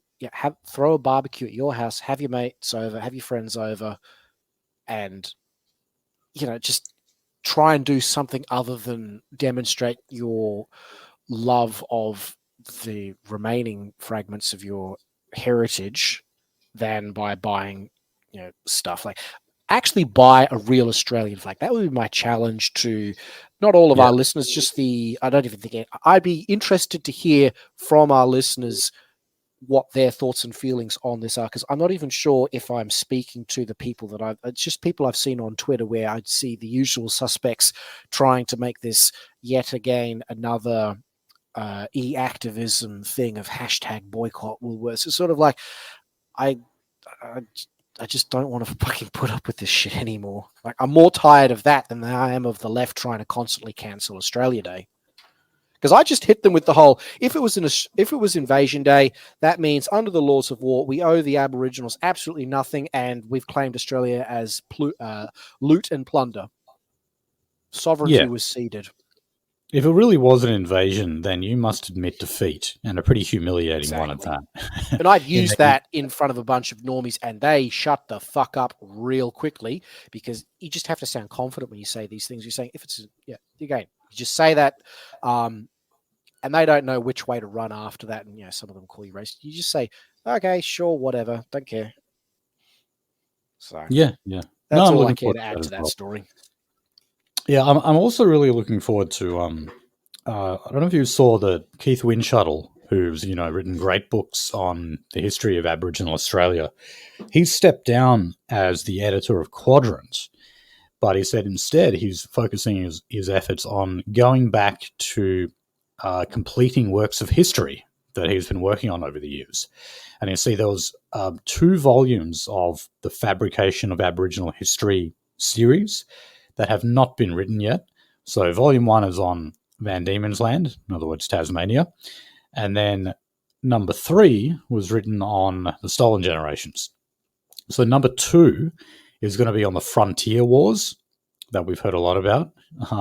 We even get told that we should celebrate the Frontier Wars at the Australian War Memorial. And then the other one is going to be about what he calls the General History Wars, about Aborigines' place in Australia's history. So I'm looking forward to that. Those works should kind of come out now in the next couple of years. Okay, so we'll move on to economy and cost of living. So apparently the Albanese government is still going ahead with what I call the Stage 3 tax cuts. So these were implemented by the previous coalition government. We've had the first 2 stages, and we've got a final one that is going to raise the highest threshold. So the highest threshold was last moved back in 2009, and that made it at $180,000, which I guess is a fair amount. So look, there are disputes within Labor, within Labor's left, as to what this is going to do. Like, do these tax cuts unfairly serve the rich? And also, will they help to hollow out the budget and make it much harder for the government to collect funds? Or, on the other hand, is this actually about favouring the rich and just recognising the fact that we need to account for bracket creep? Bracket creep, of course, being that, as inflation goes up and people's wages go up, not quite, they don't quite correlate in the same level. But as wages and inflation go up, people are always moved into higher and higher income tax brackets. And that means that they're subjected to more taxes. These kind of tax breaks are supposed to alleviate that. So you always increase the threshold. I'm going to say I'd probably go with the latter argument there. I think it's a bit unfair, that, I don't know, if you're on, say, $180,000 a year, well, that's a very, very good wage. I don't know if you should have 50% of your money taken, which is effectively what it is. I think the highest tax rate is 47% in Australia. Yeah, that sounds about right. So if you're on 180,000, they'd take 40% of that. But just doing roughly half. But that's still 90 grand after taxes, though. Like you do have to sort of wonder what else. I mean, obviously these people typically upgrade their lifestyle when you get like that sort of a pay raise, but it does seem pretty ridiculous. And then there's like the infamous thing that a lot of the libertarians quote about, allegedly during the 50s, America had a top marginal tax rate of like 90% or something. But like that's... Yeah, they did. Yeah. I assume that only kicks in if you're a complete fucking retard and like forget to do any kind of deductions or something silly like that. But I share your general disdain for that sort of a taxation regime, but I'd sort of tackle it from the other side and say, yeah, maybe I know it's a thing that's been proposed by the left from time to time, is like having an upper limit on salaries, because at that point you got to ask, what the fuck do you even need that much money for? Because all it does is make you gay. I guess so. It's affluence that can lead to boredom, that can lead to having to come up with imaginary pastimes. Yeah. One of the talking points I've used to varying effects with people who are sort of above the normie tier or the common man is to say sodomy is a pastime of the rich and the bored. Yeah, it really is. And I mean, that's why the whole teal movement is born out of trust fund kids. Yep. With just too much money to know what to do with. So, we're all sort of born, I guess, with that desire to kind of fight evil, however you want to define it. And so they have to go with real existential things like global warming, because they don't see anything. Everything's just so comfortable in their life. They've run out of other hobbies, and now they've got to tell everyone else how to do their lives. Yeah, exactly. All right, and just quickly, Albo is also considering giving the Australian Competition and Consumer Commission more powers to deal with supermarkets and price gouging. So he's already appointed Craig Emerson, the former Labor Minister, to conduct an inquiry into grocery prices continuing to go up, despite the fact that companies like Coles and Woolworths are making record profits. Is it a result of actually just price gouging and lack of competition in the market? It could well be. If you wanted to, just to tie this back to the Woolworths boycott story, if you really wanted to cause some fucking pain and suffering to Woolies, just support this kind of legislation. Like, I know it would be the right sort of having to actually grow a pair as well as sort of abandon certain priors and principles, but there's nothing wrong with being anti-capitalist if you're a white nationalist. And in that respect, if I wanted to cause Woolworths any damage, you know what? I'd be loudly advocating, saying we need to have price gouging and, good heavens, price controls on these corporations, because that's how you would actually punish a corporation like this in the ethno-state. Like, on the off chance you had some corporation that just started doing all sorts of anti-white shit in the future, this would be the asymmetric retaliation that you would expect the government, the white nationalist government, to start engaging. Okay, the process is the punishment, and guess what? We're now going to get right up in your shit until you knock out that bad behavior, or we destroy you in the process. Nolsey has been replaced by a Strasserist, I think. All right. So we'll move on to housing. Now, one of the targets that the Albanese government has made is to build 1.2 million new houses over a 5-year period. Oh, that sounds very Soviet, doesn't it? Having a 5-year plan. So now, people from the construction industry are saying, "No way, you're not going to get that." Even though we need 1.2 million houses yesterday, it looks like even over the next 5 years, we're not going to get that. What is the main reason for that? Well, it's actually that all these companies are just going broke. All right. Not any news that construction companies have been going under in the past couple of years. For example, ProBuild, one of the biggest builders in the country, went into voluntary administration. All of these ones who tend to build houses, they tend to come from like sort of smaller and medium-sized businesses. This is kind of why I need Nolsey here. He knows a lot more about this stuff than I do. But anyway, even with the increase in government funding and freeing up more plots of land to develop houses, we're still not going to make it because of the fact that construction is just doing so badly in this country. And by the way, yet another sign that a recession is right around the corner. Like, I'm thinking technical recession, at least in the next financial year. We're going to get. Yeah, I'm getting those vibes as well from certain international sources, Zero Hedge. I got to admit, China record like its worst economic forecast in 30 years. They had now that was something that Zero Hedge did report upon, and they said, "Oh, look, we've cooked the numbers." The Politburo sort of must have, yanked the chains of whatever statistics department they have there, and they somehow managed to cook the numbers to go, "Oh, look, we've had 0.01 growth in the last quarter, so they've averted a recession, at least in terms of reported state numbers."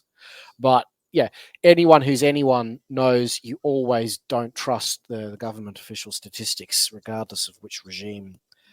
But, it's nothing special. Like, it's nothing unique to the Chinese Communist Party. All governments engage in that kind of number fighting. Shit.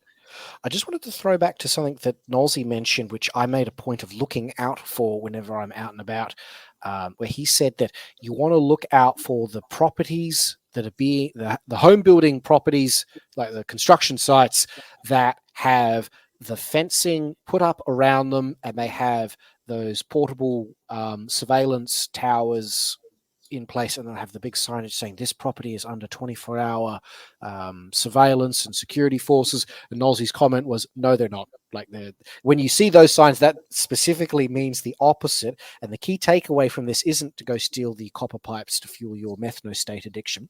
No, the point is that it means the builder has run out of money, and that's probably a good leading indicator of a coming recession. And I can certainly speak to the fact that, at least in the unnameable suburb I live in, I've actually spotted a few properties that have been like that for possibly the last year or so. And I just find that very fascinating because, being the dumb goyim that I am, I just sort of naively assumed that was the case. But now that I've sort of noticed that, I'm like, yeah, you know what? I haven't seen any additional construction work be done to a couple of these sites. And that's another one to watch out for, in terms of, because I think you're absolutely on the money with the recession in the next financial year, which is pretty much like the remaining 6 months from now till July. Yeah. And if I can just spruik something else that I've sort of been watching, is the level of consumer credit card debt. Now, I'm only looking at American sources on this because, primarily, I'm not even sure where I need to look for Australian sources on this, because we don't have the same level of credit rating checking things over here as they do in the States. So Zero Hedge has been pretty good with tracking that, where they just say, it's been the worst month yet, where there's like 1.3 trillion or something ridiculous, where you just sort of look at that and go, that's a lot of debt. So the point being is that all of the supposed paying off of credit cards that people did during the lockdowns, as bad as those were, that was the one positive development I could point to and say, well, that's happened, and that's not the worst thing in the world. People reducing their debt levels. We're right back up to where things were circa 2019. Like, if you were to draw a straight upward graph line, it's as if the last 3 years never happened in terms of lowering of consumer debt. And that, I think, will be one of the big factors in, because they're not going to let another 2008 happen. But if there was going to be another vector where things just went frigging sideways, I reckon it would be consumer personal debt, because we have all those buy now, pay later schemes as well. Yeah, So I people know. racking, and But that's another. If I can just quickly finish, they're all run by Jews. They're absolutely run by Jews. But the other thing to keep in mind is that under the current credit reporting schemes, I don't know if it's been changed. They were talking about wanting to change this, but there's the malicious, the perverse incentives. None of that debt is actually being reported when people do the surveys for how much debt does your household have, because you don't have to report that kind of debt because it's not recognized as a form of credit.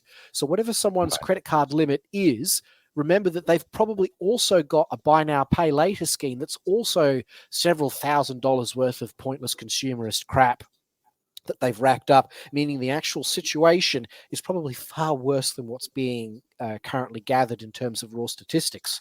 So the next 6 months, be prepared for various worst case scenarios is all I can say.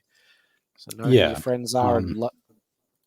I mean, Australia does have, I know I've read before that we're up there with America, like among some of the most debt-ridden people in the world. You know, like our credit card debt is bad.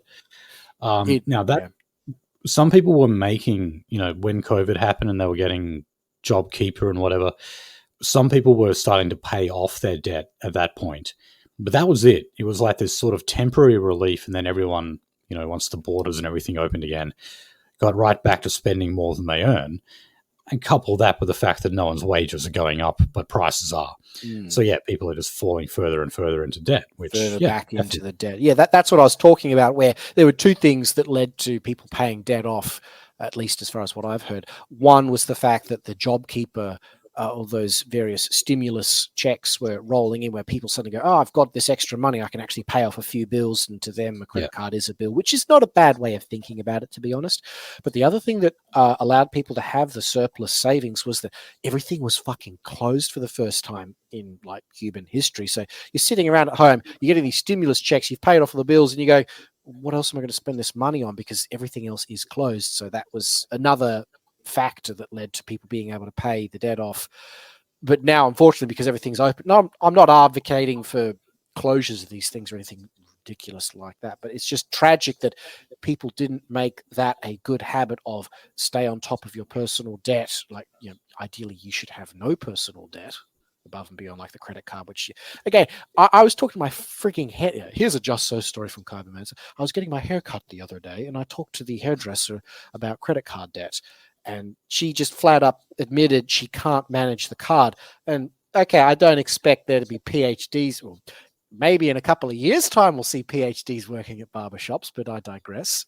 And I just told her the way I manage it is I just have it as a habit to pay the damn thing off every time I get the notification from the bank. And she goes, what notification? And that's when I realized, oh, I'm dealing with one of those kind of low IQ people. Fun fact, people who have roughly our IQ, which is above the hundreds, we don't actually understand how profoundly stupid someone with a below 100 IQ is. Like, there are things we think about without a second thought that are mind-blowing revelations to the great unwashed slovenly masses. And I'm not doing a heckin' classism via IQ proxy or anything. I'm just going, you got to know how to talk to people. And I realized I just need to tell this woman, open up the app on your phone, have a look under the notifications setting for it, and tell the bank, send you a text message or an email every time your credit card bill is due. And I told her to do that. I mean, hell, I'll encourage all of our listeners, double check to see what push notifications your bank will give you for your credit card debt.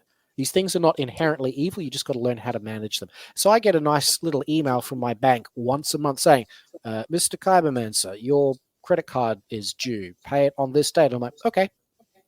That's all it takes. Yeah. Well, you can also set it up to just pay automatically. Or you can do that. Straight. That's what I do. There's nothing wrong with that strategy. My parents always raised me. They raised me to say, you can do the automatic thing, but there's something to be said about the psychological impact of make yourself pay the credit card debt off each month manually, as long as you remember to do it.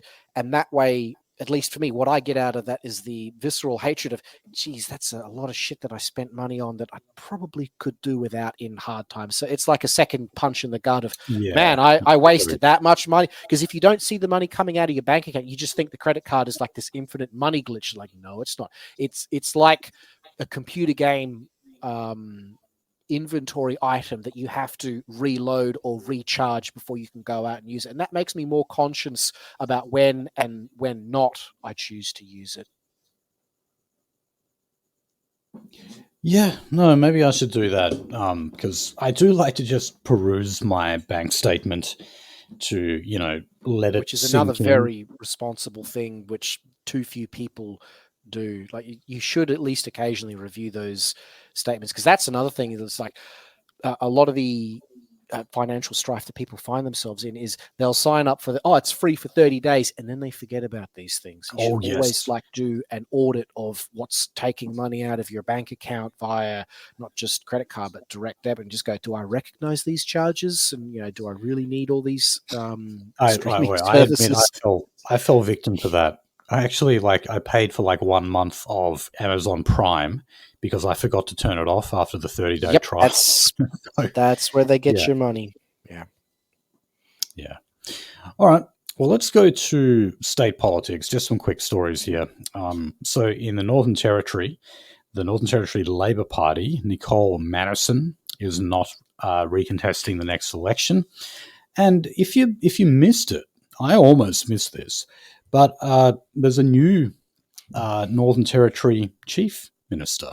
So unlike one of our last episodes of 2023, we mentioned that then Chief Minister Natasha Fyles was embroiled in a bit of a share portfolio scandal, I guess. I really dismissed it at the time as something very small, and I stand by that, because all it was, I think it was BHP shares that she got. She had invested in some company, and she had declared that to the parliament. So she did it all legally. She said, yes, I have shares in this company. But then what happened was BHP bought those a portion of that company, and then that meant that she automatically then had BHP shares, or something like that. I know that she didn't directly buy the shares anyway. Just automatically they came under her ownership, and then they got all over her saying, "Hey, you didn't declare these. You're not being transparent." She ended up resigning over that. So I thought that was really pathetic, to be honest, over something that bloody small. But anyway, now they've got a new chief minister. It's another woman called Eva Lawler. And but this woman, Nicole Manison, she was actually the deputy chief minister for 7 years. And she tried to get the job of chief minister, but then Natasha Fyles got it, and then she missed out again to Eva Lawler. So now she's just saying, fuck it, I'm going to quit. Don't blame her. Sour grapes. Okay, so in WA, there are a lot of signs that we're going to have Basil Zemplis join the WA Liberal Party. Now, if you are not from Western Australia, you probably have no idea who Basil Zemplis is. He's quite well known in WA. He's currently the Lord Mayor of Perth. He used to be a sports announcer, for the benefit of our non-WA listeners. So he's, we had a sports news presenter become our mayor. That's the context that's missing here. He's joining the Liberal Party. What party was he a member of beforehand? I think he's just an independent, right? So, okay. no, he might be a rank and file member of the Liberal Party. I'm not sure. I'd have to look into that. All indications are that he is ideologically in line with the Liberal Party. But anyone who's been following WA politics over the past couple of years knows that the Liberal Party is in a very dire situation. They have 2 seats in the lower house. That is just, extremely difficult position to be in. But Basil Zemplis, being a guy that is, basically a celebrity here, could really improve their prospects and at the very least provide them with a bit of better PR.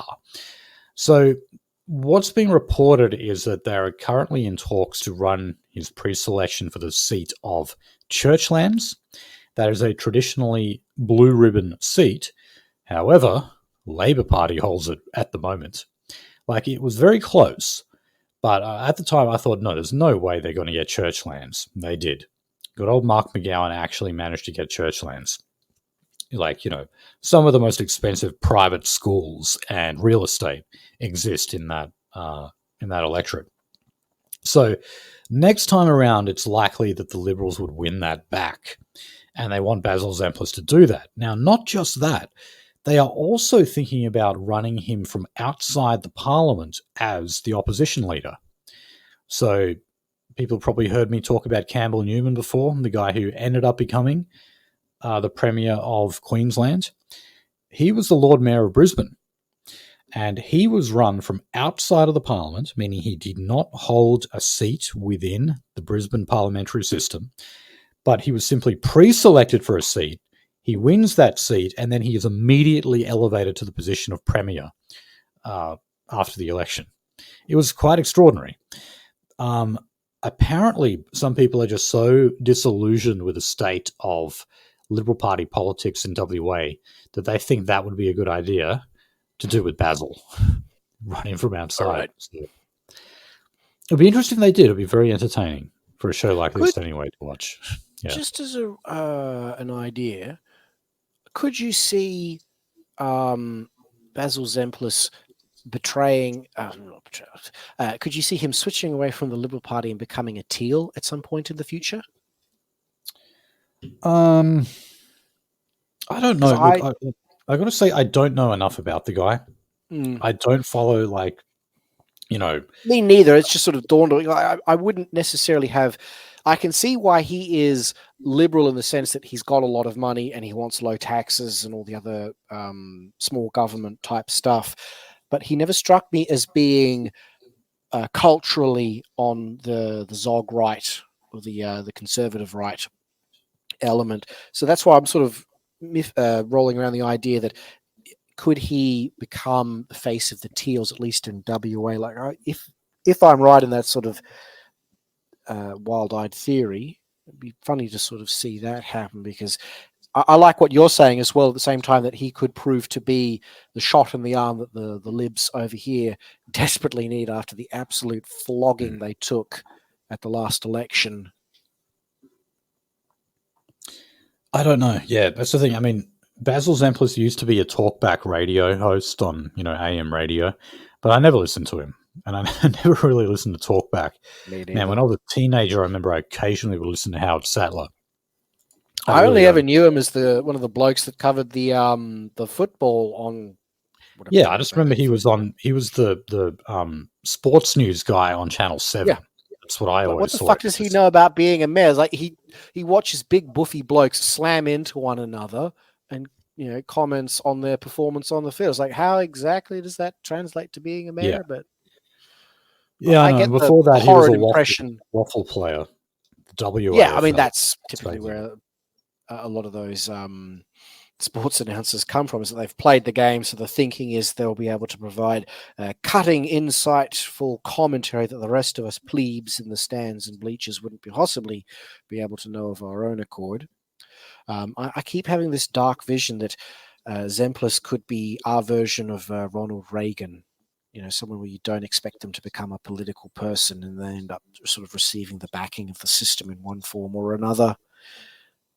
So it would be fitting. Yeah, Americans, they had Hollywood, so of course it makes sort of sense in that respect that their leaders are effectively reality TV stars at this point. Sort of wonder what the equivalent for us would be. It's like, well, people who play sports sort of fits. Yeah.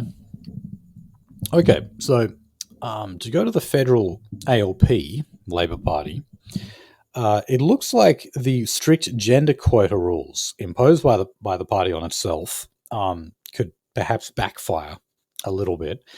The reason for that is that you've got two veteran backbenchers of the Labor Party in seats in Queensland, and Queensland's always battleground territory, who are actually at risk of losing their pre-selection under the new affirmative action rules that are going to be rolled out in 2025. And that requires women to be pre-selected in at least half of the party's held seats in Queensland. So this is already a place where Labor, of course, are always threatened by the Liberal National Party in Queensland, but they're also threatened by the Greens and, as I think we covered, we did last week, the Teals. The Teals really just focused on New South Wales and Victoria in the last election. They're now eyeing off pretty much everywhere else. Certainly they're eyeing off Queensland and WA, and they do hold one seat here in WA. They hold a seat of Curtin. That's Julie Bishop's old seat. So, Labor really needs to be on their A game in Queensland, which is always the battleground state. And it looks like, I have to laugh at this, the fact that they could actually hand these seats over to inexperienced women who have no charisma, have no traction with the public whatsoever, and it backfires on them yet again. It would be great to watch. Oh no, our democracy is being damaged by our diversity hires. Oh yes. No.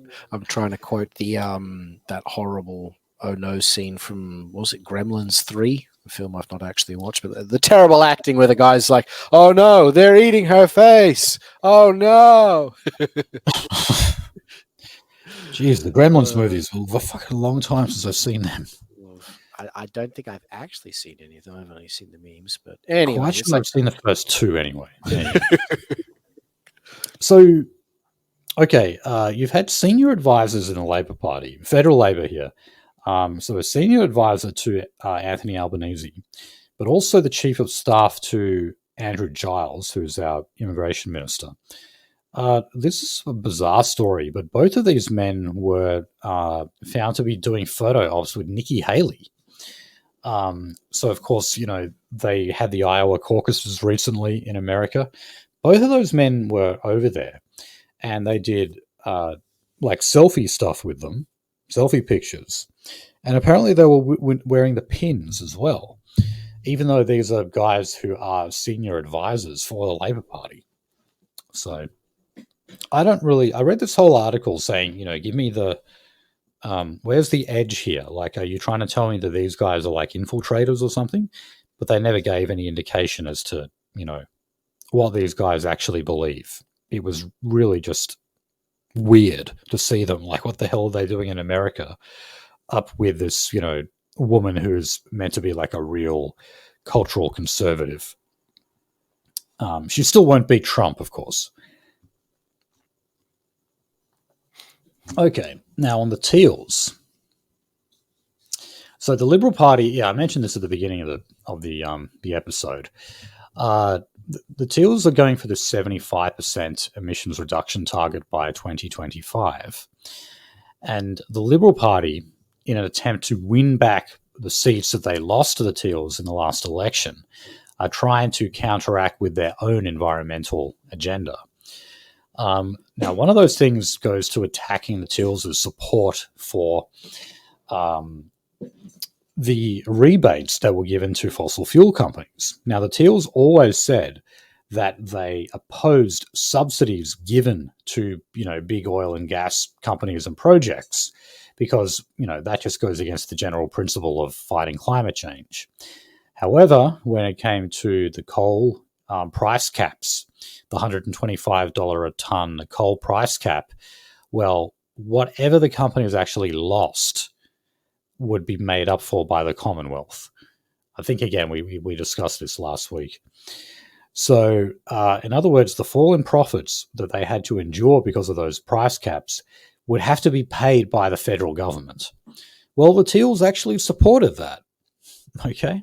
So they went back on their commitment of opposing all rebates and all subsidies to fossil fuel companies. They completely went back on it.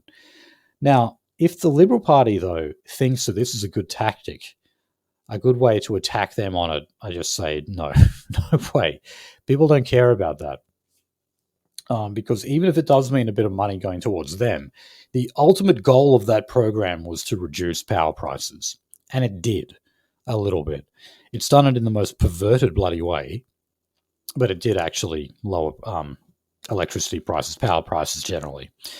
The other thing that the Libs are trying to take them on about is just to say that the 75% target is unreachable. You just simply can't make it.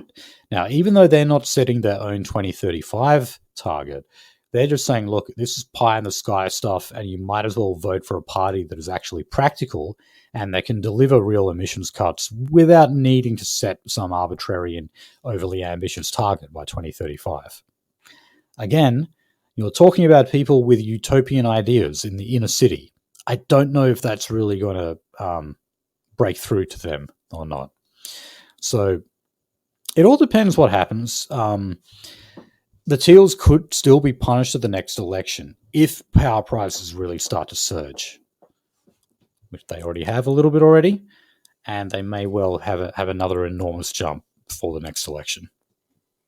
Yeah, in that case, they'll definitely be punished. Yeah, I don't see power prices going down anytime soon. No way. Okay, so the Chinese envoy in Canberra, doing a bit of international news here, has accused the government of falsely claiming China was responsible for the injuries given to Australian military divers with sonar pulses. So apparently that whole incident just didn't happen.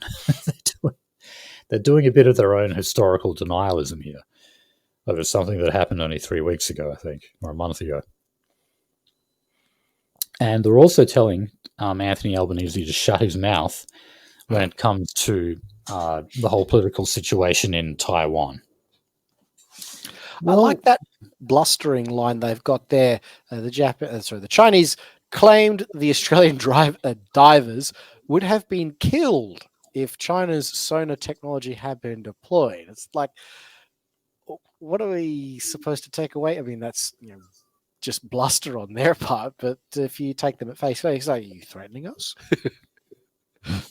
I just find that extraordinary.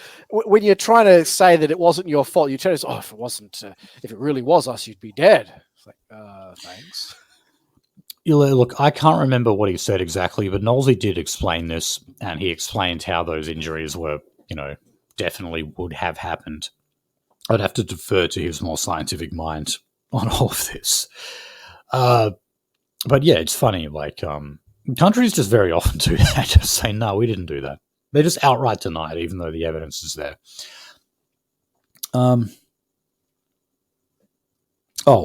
Here's the better story. There's nothing much more in that story, by the way. It was just funny. He came over here at a press conference and made all those claims. Now, the country of Nauru, we are actually closing down our offshore processing facility there. So that's where we, of course, process refugees. So that's on the island of Nauru. It's winding down. And this has actually led to Nauru formally recognizing Taiwan as part of China. Now, remember how we're always playing these power games in the Pacific, whether it's the Solomon Islands or whoever. Nauru did actually basically seek a lot of money when it came to where their recognition of Taiwan would lie. Do they recognize Taiwan as an independent state, or as actually just a province of China? They're saying province of China. So they basically did just ask for money from the Australian government. They didn't get it.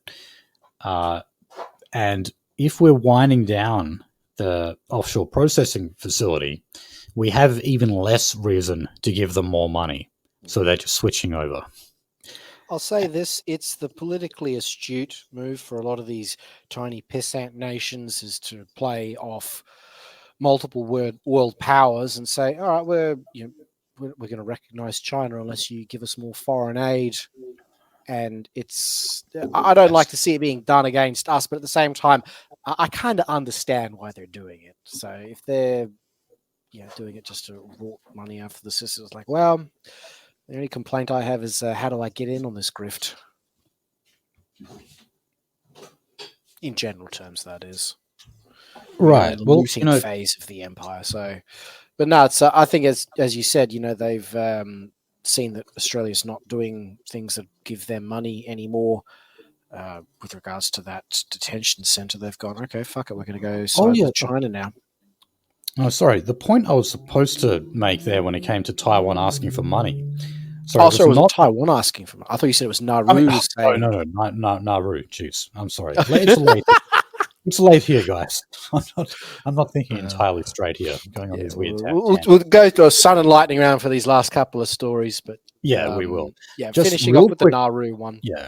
So Nauru, yes, they were. Of course, they're always asking Australia for money. It's just what they do here. But no, they actually also asked Taiwan directly. They basically said, can you give us a whole heap of aid money? And if you do, we'll recognize you as an independent sovereign state and not as a part of China. Well, Taiwan never coughed up the money. Australia's closing down the detention facility. So now they're saying, oh, okay, now we're in with China. And I'm sure, I haven't read into this, but I'm sure there's obviously some bribery involved there.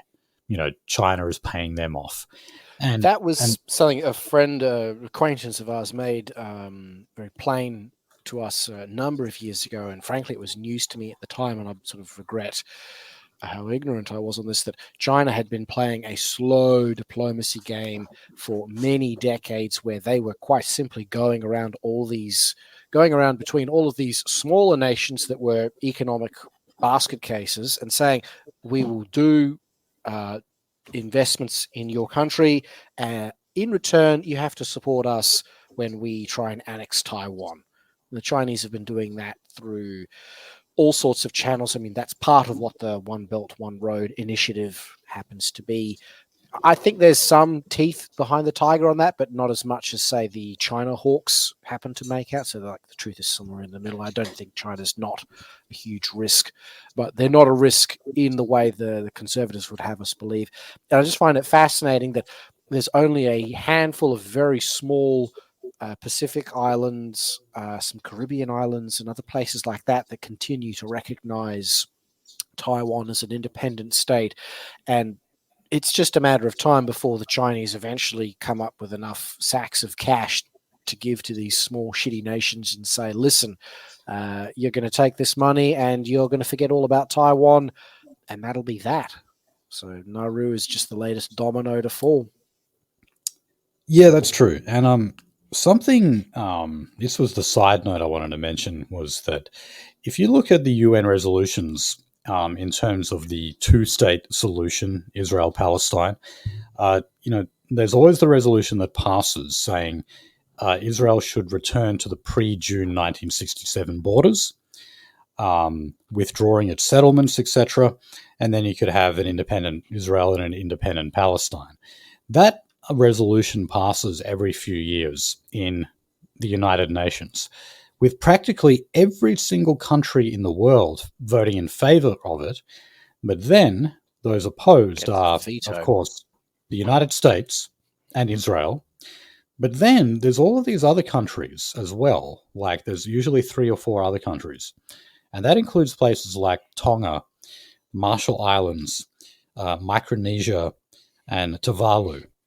All of these pissant Pacific nations, right, who are clearly I mean, what the hell do people of Tuvalu care about Israel for? Israel, yeah, exactly. For God's sake. So they are always handing their money out,